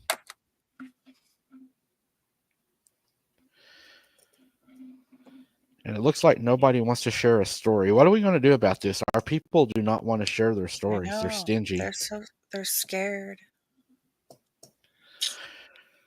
I guess we're going to have to put Randy on next breakdown and have him tell us all of his stories, every one of your stories. I can hear him in my ear right now saying, "I can't do that, Mike." I can hear that. Yeah. See, everybody likes listening to his stories too because he's got the perfect radio voice. Oh, he's got some good stories too. He's had some pretty bad encounters. Yeah. I believe it. He said it would take more than one night. See, we need to have him on. Yeah. It'd We be need good. to have a few other people come on, tell us their stories. Well, See, guys, I'm not going to share all my stories in one night. That would just ruin it. I have lots of stories, but they're I don't know. I think they're just insignificant in themselves. It's just the fact that I've had so many different things, but He's had an angelic encounter. Tell us one of your stories. mine? Yeah, I've shared mine enough tonight. Let's hear some of your stories so I can pick your brain. Okay. Well, besides the fact that you and I have a little bit difference of opinions on some of these things, but um I don't know if I've ever told you about the recurring dreams that I've had, but it won't matter because you usually don't remember anything I tell you anyways. Nope. So, growing up, like I said before, that I had a lot of my scary things that happened to me always happened in my house. And even though I had things that happened that were spooky, or because most of them were all paranormal along those lines, but stupid. Um, Was that a so I witch cat? no, it's a fat cat. That's what that is. That's what I am. PHAT. Cat. Go ahead. um, so um, I had some reoccurring dreams that were always along the same line of experiences that I had growing up in the house after we moved. So from the ages of 5 until uh, adulthood, after I came back from the service, um, that was the house that had all of the weird stuff that happened. Which, okay, so trying to stay on track. The dreams that I would have would typically start off where um, I would wake up in the middle of the night, but I would still be dreaming. And I would have this sense of something that was coming to find me. And it was the point where I would know exactly what was going to happen in these dreams before it would happen. But every single time it was some type of a giant being that would come to my windows, and I'll explain why I'm saying this after I tell you the dreams. But this thing would come to the windows, and it would be either like a T-Rex or a giant, or at one point a saucer. And it would always have the eyes of the beings would have these red laser beams that would actually be able to seek me out in the house. So if I hid under the bed, if I hid in the hallway, the way our house was set up, we had a bathroom in the middle of our house, and that had no windows or anything. It was completely dark. Like as a kid, I would always go in there with my glow in the dark stuff because that was the only room in the house that was completely dark. But I would even hide in the bathroom at times in my dreams, and um, this thing that would come seeking me out would always find me with its laser beams. And most of the time, it was some type of like a T-Rex or a giant, but um, every once in a while, it would almost be like a disc shape thing. And it I've only ever had that dream in the house that I grew up in, and those dreams stopped when I went to boot camp. When I came home from basic training, the dreams started up again. And I had always attributed it to like just being young and, having these strange dreams, but I didn't realize until after I had gotten older that not everybody has these reoccurring dreams like this that they remember so vividly. And after I was telling somebody else about this, they had started asking about if I thought I'd ever been abducted. And I can't say I ever had, but listening to other people's stories about abduction, I sometimes wonder if that could have been the case. I just remember out of these dreams and I keep saying dreams because I don't know. In my mind, they were dreams. I would remember, though, having this extreme fear that I don't even know how to put it into words. The terror that I would have, even into, I mean, I came back from basic training at 18. I still remember having this dream and waking up in cold sweat and just feeling sick to my stomach. Um, but I always rationalized it off as, again, these dreams. Um, but this one and the other dream that I would always have would be one where something was trying to come in to the house, and I would try and block off these doors, and I would go to the front door and I would bolt it shut and to keep it locked. And I would manage to get that one bolted, but know that the back door was not secure. And I would run to the back door to try and lock that door. And that for some reason, the door would never actually seal shut. It was almost like it started to shrink down and didn't actually fit in the door frame. And these long hands would slide in through the crack of the doors, and they would be long fingers with long nail claw like nails on them. Um, and they would always come through. It's not like they came from outside of the yard. They would actually form up through the ground in the back of the yard. I could actually see them materializing out of the ground in the back and slowly coming up through the yard towards the door. But I could never make it to the door fast enough to actually keep it closed and seal it without these things weaseling their way in through these cracks and coming for me. But they, and I kid you not, I did not grow up watching horror movies. I didn't see it. I mean, I think I watched Monster Squad as a kid, but even then, I mean, that wasn't a scary movie. But these creatures that I would see in my dreams did look a whole lot more like Dogman than the Wolfman in Monster Squad.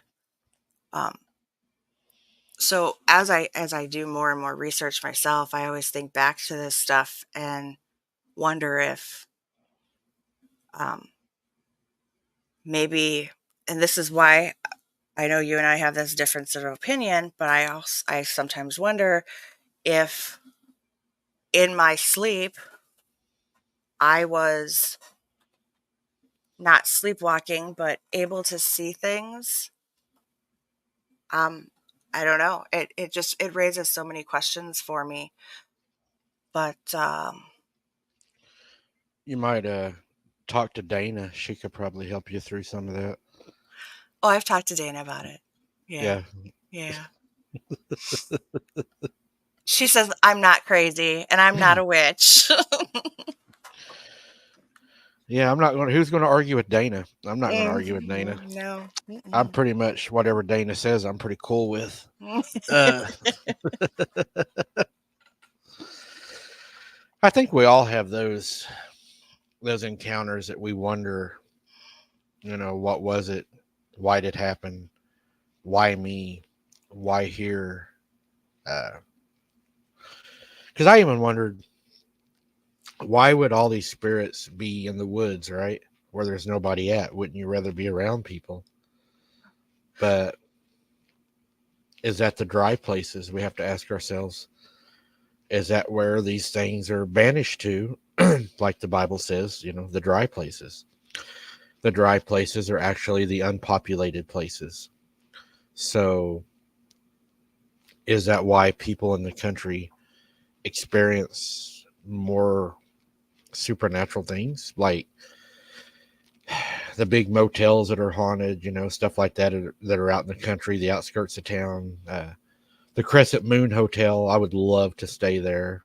uh, a lot of these places are, and if you listen to the story behind the Crescent Moon Hotel, that was a very, very, very dark place.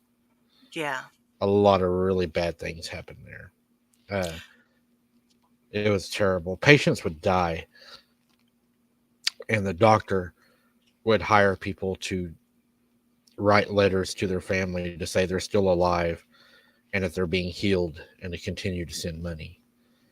Um, Whenever these people were dying and they would get to the end stages of death and they were hurting so bad that they would just scream profusely, the doctor would move them to another part of the hotel that was soundproofed, and he would tell the other residents that they were being healed just like they were going to be, while he was performing all kinds of experiments on them, taking body parts out, putting them in jars, and come to find out he wasn't even a doctor. Sounds like an episode of American Horror Story. You should read that go look up the Crescent Moon Hotel. Look at the history behind that. It is a terrible place. Okay. We might send Randy there, let him stay a weekend on Halloween. I want to know what he was talking about tentacles. Yeah, Should Randy, I? what's up with the tentacles? Ugh, Tentacles. Tentacles. He asked if I'd ever seen tentacles. Wait, where'd it go? Yeah, I seen where he said that.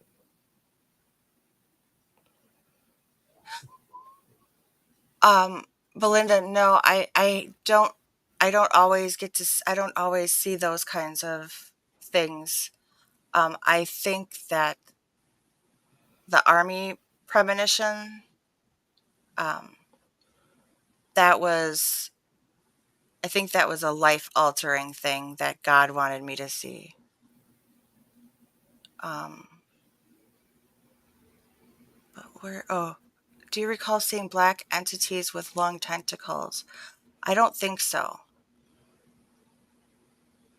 That's where that was.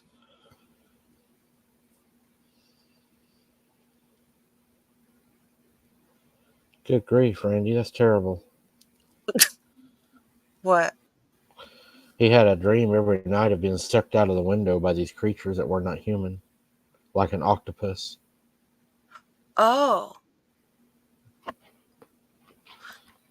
yeah. No, they weren't tentacles, but those laser beams were coming straight at me, and once they had me, they had me.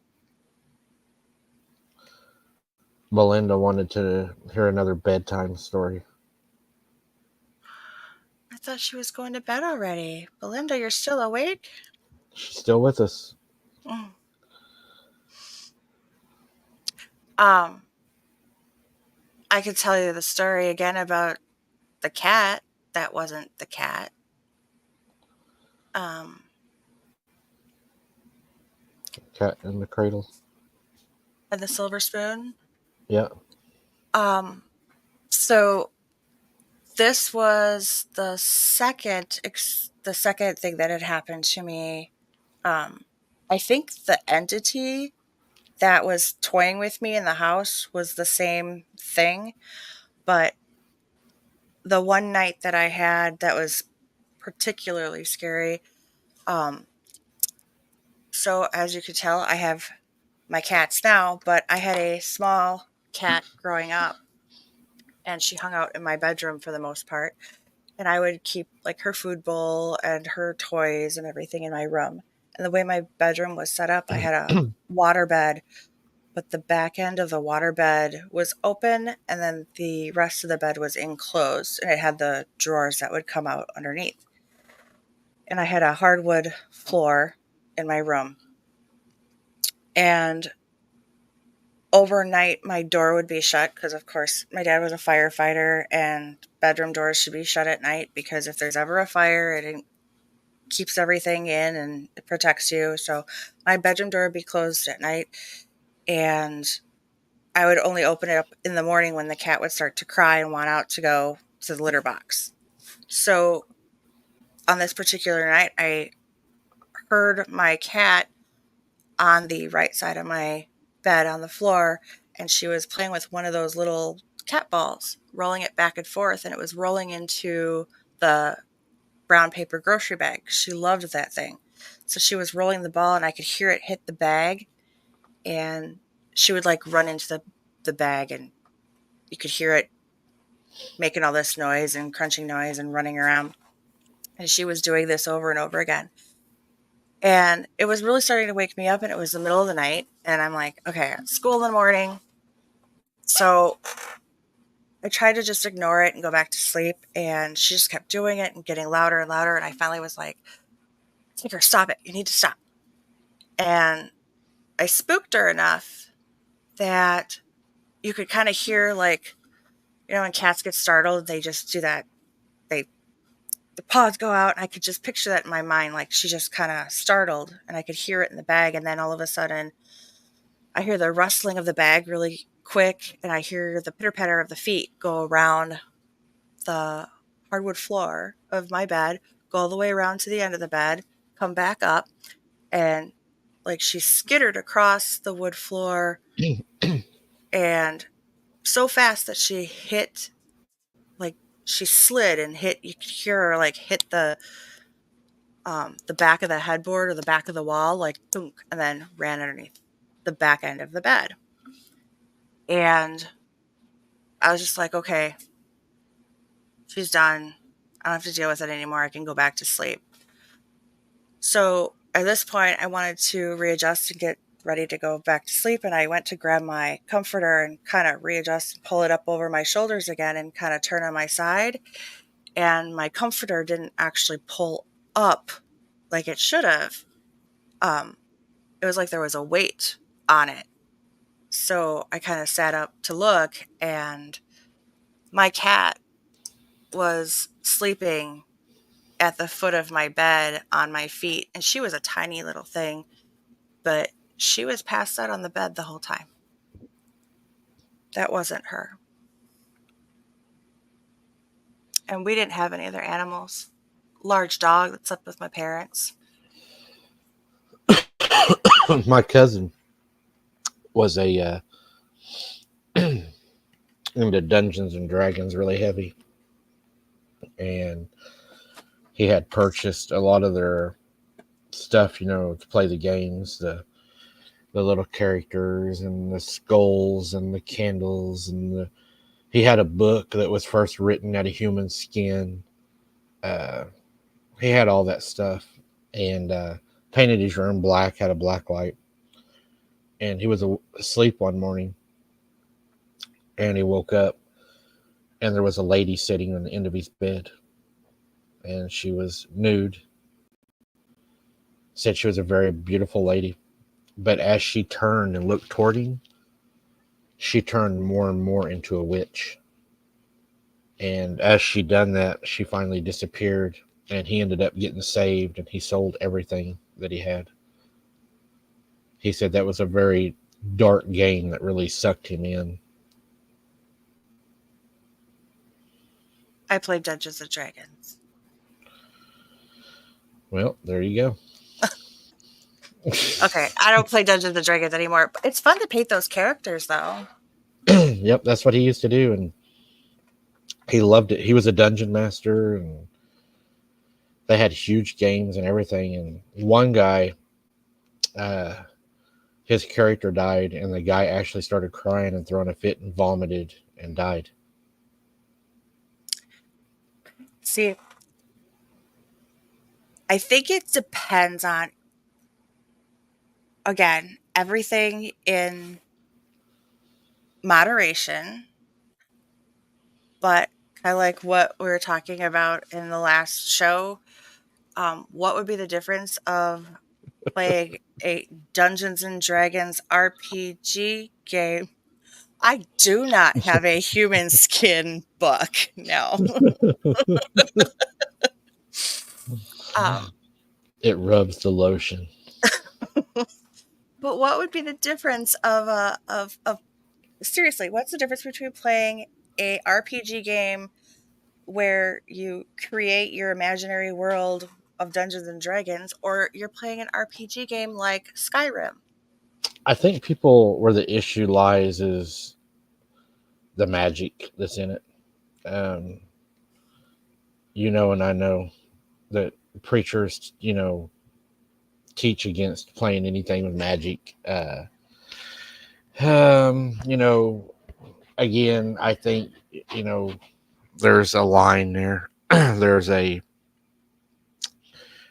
depends on how you play it. If you're into it and you believe it and you're practicing it, idolizing it. Uh,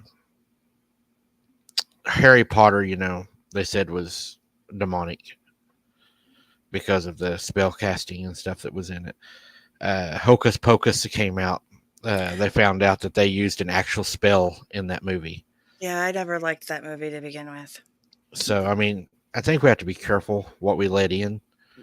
Uh, Randy, I think he sits at his computer with a 44 Magnum.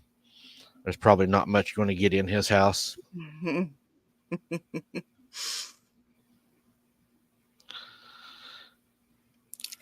But yeah, I think it's what we play and what we give power to and what we give place to, I think means a lot. Well, yeah, I think that has a lot to do with it too. I mean, um, the town here in Wisconsin was very well known a few years ago about with those girls who ended up trying to sacrifice their student classmate to Slender Man, which was completely a fictitious made up character. But what did these girls do? They were so obsessed and allowed it to form formulate in their minds that this was a real being. They were willing to sacrifice another student that they went to school with to it. You know, there was a guy talking the other day, and I don't know if there's anything to it, but he was talking about if enough people start believing in a creature, that they can actually manifest that creature. I call that my never ending story theory. You think that can happen? Possibly. I Kind of mean, like all the old stories. I mean, in order to have a story, in order to tell a story, there has to be some truth to the story, and most stories have truth to them. behind every myth, there's, yeah. I mean, Little Red Riding Hood, Hmm. the Woodsman. Who was the Woodsman? The Wizard of Oz. Let's talk about that. We talked about that today. Yeah. That's a very good example. The Wizard of Oz.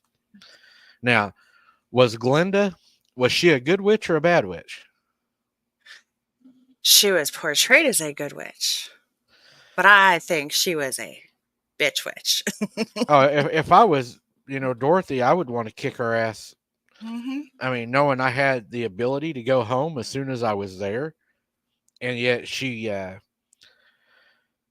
it's kind of like she used Dorothy 100%. to, to kill the Witch of the West and to expose the Wizard of Oz. Hmm. Because I think even Glinda was afraid of the Wizard of Oz. Oh, there's Sharon Guy. Good to see you. Good morning, Sharon. Because in order for the Wizard of Oz to have been able to live in Emerald City and to have all this power and to keep the witches away, they had to believe that he was this great and powerful Oz. Hmm. But actually, he was a scam artist that was an inventor and a scientist. He reminded me of a snake oil seller, Yeah. but he was able to pull the wool over their heads, and he was a horse of a different color. Uh, what was the Green Witch mean? I would say she was evil, but I also agreed with you. She just wanted her sister's shoes. Yeah. That was the whole thing. Yeah, her sister was dead. She wanted the shoes. The shoes disappeared, and Dorothy was told by Glenda, "Don't take those shoes off." It's Or the she'll kill you. right. And it's that whole concept too of, don't judge a book by its cover. So you have this glittery, pretty looking, floofy woman in a dress with her sparkly wand who says, "Don't take those off because that ugly looking witch is going to kill you." And you see this green skinned woman who is not the norm. So, of course, oh, I'm going to go with what looks what looks okay as safe. And that's not Right. always the And case.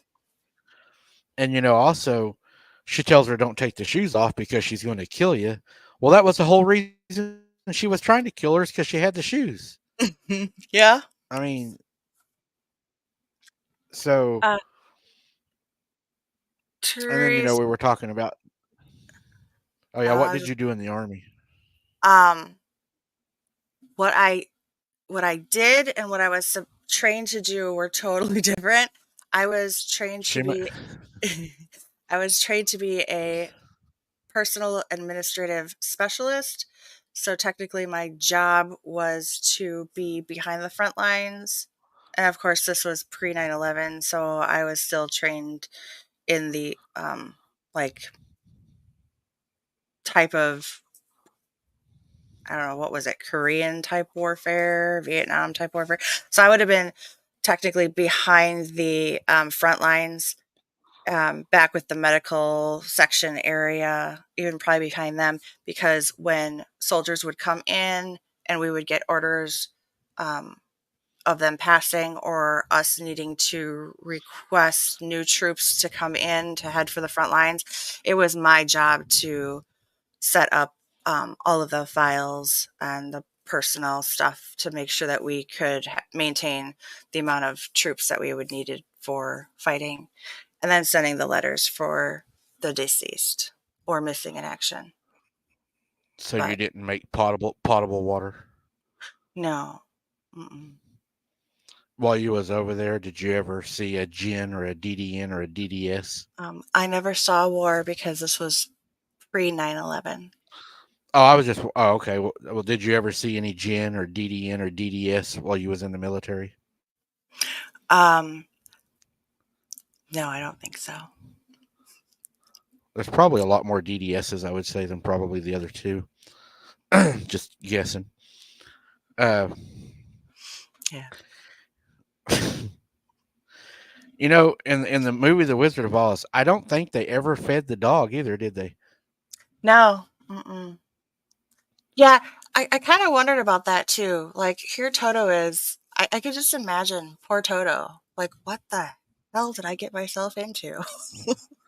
Did they eat the apples? I was talking to Mom about that tonight. She doesn't think they ate the apples. I thought they did because they had them throw the apples at them, and I thought they picked them up and ate them. But I could be wrong No, I don't.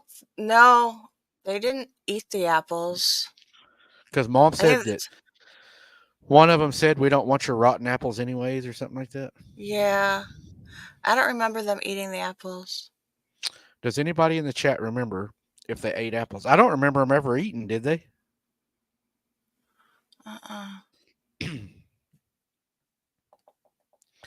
Unless they ate when they got to Oz, whenever they got polished and restuffed and everything. Yeah, I was trying to think about that. Like, okay, so when they got to Emerald City, I know they, you know, got all brushed and curled, and I don't remember them actually eating. The Jake, he says yes, they took a bite and a worm was in it. Ew, Oh. Hmm. nasty old apples. Those Mhm. trees were evil too. I thought they were pretty Mhm. mean. How would you like somebody just to come along and pick something off of you? See, That was that's kind of. that's why when you said that, it instantly reminded me too of like Alice in Wonderland, and yeah, the The rabbit was always running late. hmm I've never seen that movie. it's a good book. I've never read it, seen it, or anything. I probably should. I remember seeing the lady off with their heads. I used to read that book, and I'm sure I'm probably gonna get catch something for this too. But I used to read Peter Pan and Alice in Wonderland to my daughter. Well, Peter Pan. I Yeah, just there we go.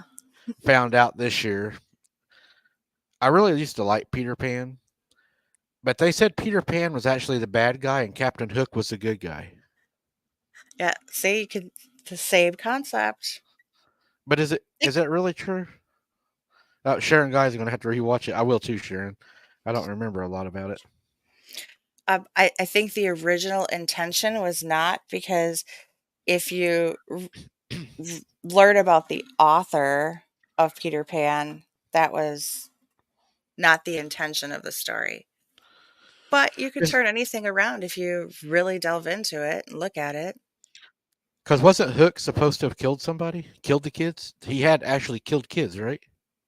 No, No. no, his nemesis was Peter. He was trying to get Peter to stop bringing kids to the island, to Neverland. And Peter was collecting lost children. So is Peter the devil collecting lost souls? That's what some people have been stating that as. But the book is been around. Attention, if you have children up at this time, do not let them watch this, as it will ruin their childhood. Because Let's it was I thought that Peter Pan, when I was growing up, was saving the kids that nobody wanted, and he would take them to Never Never Land, where they were took care of and they would never get old and they could always be kids and always have fun and always be happy and play games. and where does one go where they would go someplace where they would never grow old and always be happy? Bass Pro. Gander Mountain. uh I wouldn't think hell. I mean, hell, you're not going to be happy, But they wouldn't be alive anymore. Lost boys, lost souls. right? But you would be alone because you're supposed to be alone and separate. But then you got what the movie with Kiefer Sutherland, The Lost Boys, the vampires. Wait, I don't remember seeing that one. You have Oh, not oh, oh, seen the Lost. Oh no, I don't think I've actually seen the Lost you Boys. have not seen The Lost Boys. I don't think. No, I have homework, don't I? Oh, I bought that movie a long time. That's one of my favorite movies. That's like one of the best vampire movies ever. Mm, I guess I'll Can't have to believe see it before I make a judgment call. it's really cool. Vampires that ride motorcycles. It's got trying to think of that kid. Corey Feldman's in it. Okay. It's really good. You're missing out. Lost Boys. Okay, I guess I'm gonna have. I guess I have homework. You know, just about all the books have an evil twist we didn't realize, and we didn't Yes. like to read this to my child. They're very deceiving, aren't they? Yeah, they are. What about Cinderella? Was she bad or was that actually Oh, a good? don't ruin Cinderella for me. That was like one of my favorite movies. Because was she bad? Was she good? Is there an evil twist plot twist in that movie? Well, you could technically say that, were the sisters so conceited? I don't know. Or was What did she the one? Or was Cinderella the conceited one, the rebel child? Hmm. I don't know. Well, it depends on which story you're looking at. See, now, my Cinderella story that I grew up with, I always went based on the Disney one. That was my absolute favorite. But seeing some of these other Disney, or not Disney, but other Cinderella type stories, yeah, leaves things for some questions as to the. What What about Snow White? Were the seven dwarfs nice, or were they evil?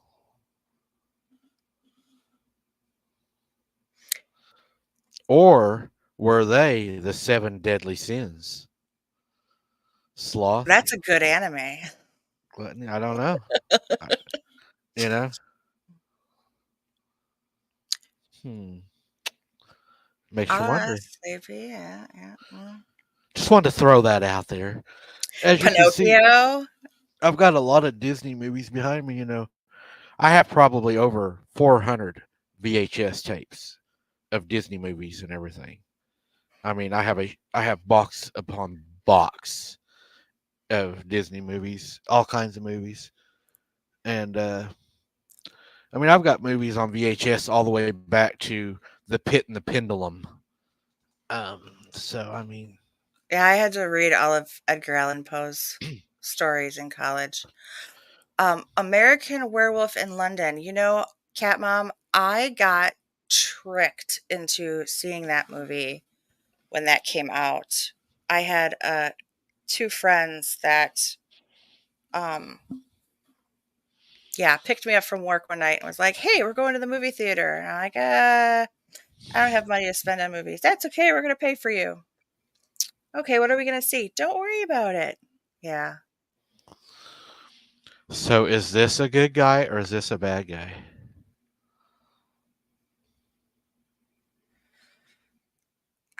Uh, You know,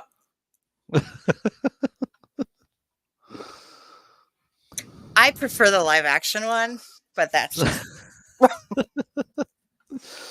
I mean, there's all kinds. I mean, you can really just if you start looking at them like that, really a lot of these are. I mean, they could all have a twist. For instance, excuse me. All dogs go to heaven. oh. Do you all remember what the dog with the cigar whispered to the other dog? Mm-mm. You can go to an island and have all kinds of fun there. There's all kinds of kids there. Mm. You know, I think a lot of the twists and the deception though also comes with if you look at the time that these movies were actually put out and what was acceptable and what was not acceptable, um, and what people were aware of at the time. I mean, look at Dumbo. Right. I mean, the stuff that they put in that movie itself was horrible. Yeah, and I thought all dogs go to heaven was sad. Hmm. You know, when the dog dies and I he's got bawled the my eyes watch, out, got the watch. He's trying to, he's trying to get back. which makes it even worse to know that the actual ending of that story, the girl that was murdered, you know that, right? You've heard Uh-uh. that. Nope. Oh, that who did Charlie's voice? I can't remember. They had to cut the scene. Well, okay. So recently they've said that, but I knew about the girl passing away prior to that. But apparently they had to retake the scene, and at the very end when she says, "Charlie, are you leaving me?" and he says, "Yeah." And he did that separate from her because her father had already killed her. He was abusive, and I Real just, life? yeah, in real life. Oh So wow. she had already passed away. So that scene where he's saying those lines and he's choking up, he was really choking up because it was like his farewell to her. Wow. Yeah, that's sad. Hmm. Welcome to Abnormal Depression After Midnight. We're gonna have to start putting a warning sign at the beginning of the show. Wow, that is sad. Well, guys, we've kept you all for a little over 2 hours. When we was going to come on, basically just to tell you that the Halloween was still on. This is what is today, Wednesday. Oh my goodness! And you all get a boots on the ground. Wait, no, we're not. We're not doing it Thursdays, are we anymore? Yeah, you said Tuesdays and Thursdays. Okay, yeah. So tomorrow's boots on the ground. So y'all should get a boots on the ground tomorrow. So see, guys, it's all working out great for you. You get twice today and once again today. Well, tomorrow. All right, guys. I appreciate everybody spending time with this early morning. Um, we had a few in here. We had 40 at one time. I guess not bad for an overnight, uh, especially when it was coming on just to talk. So, guys, I guess we're going to jump off here and try to get some rest. I appreciate y'all showing up. As always, keep your head on a swivel. Don't be something's dinner, and we'll see you on the next one. Thanks for watching, guys. Bye.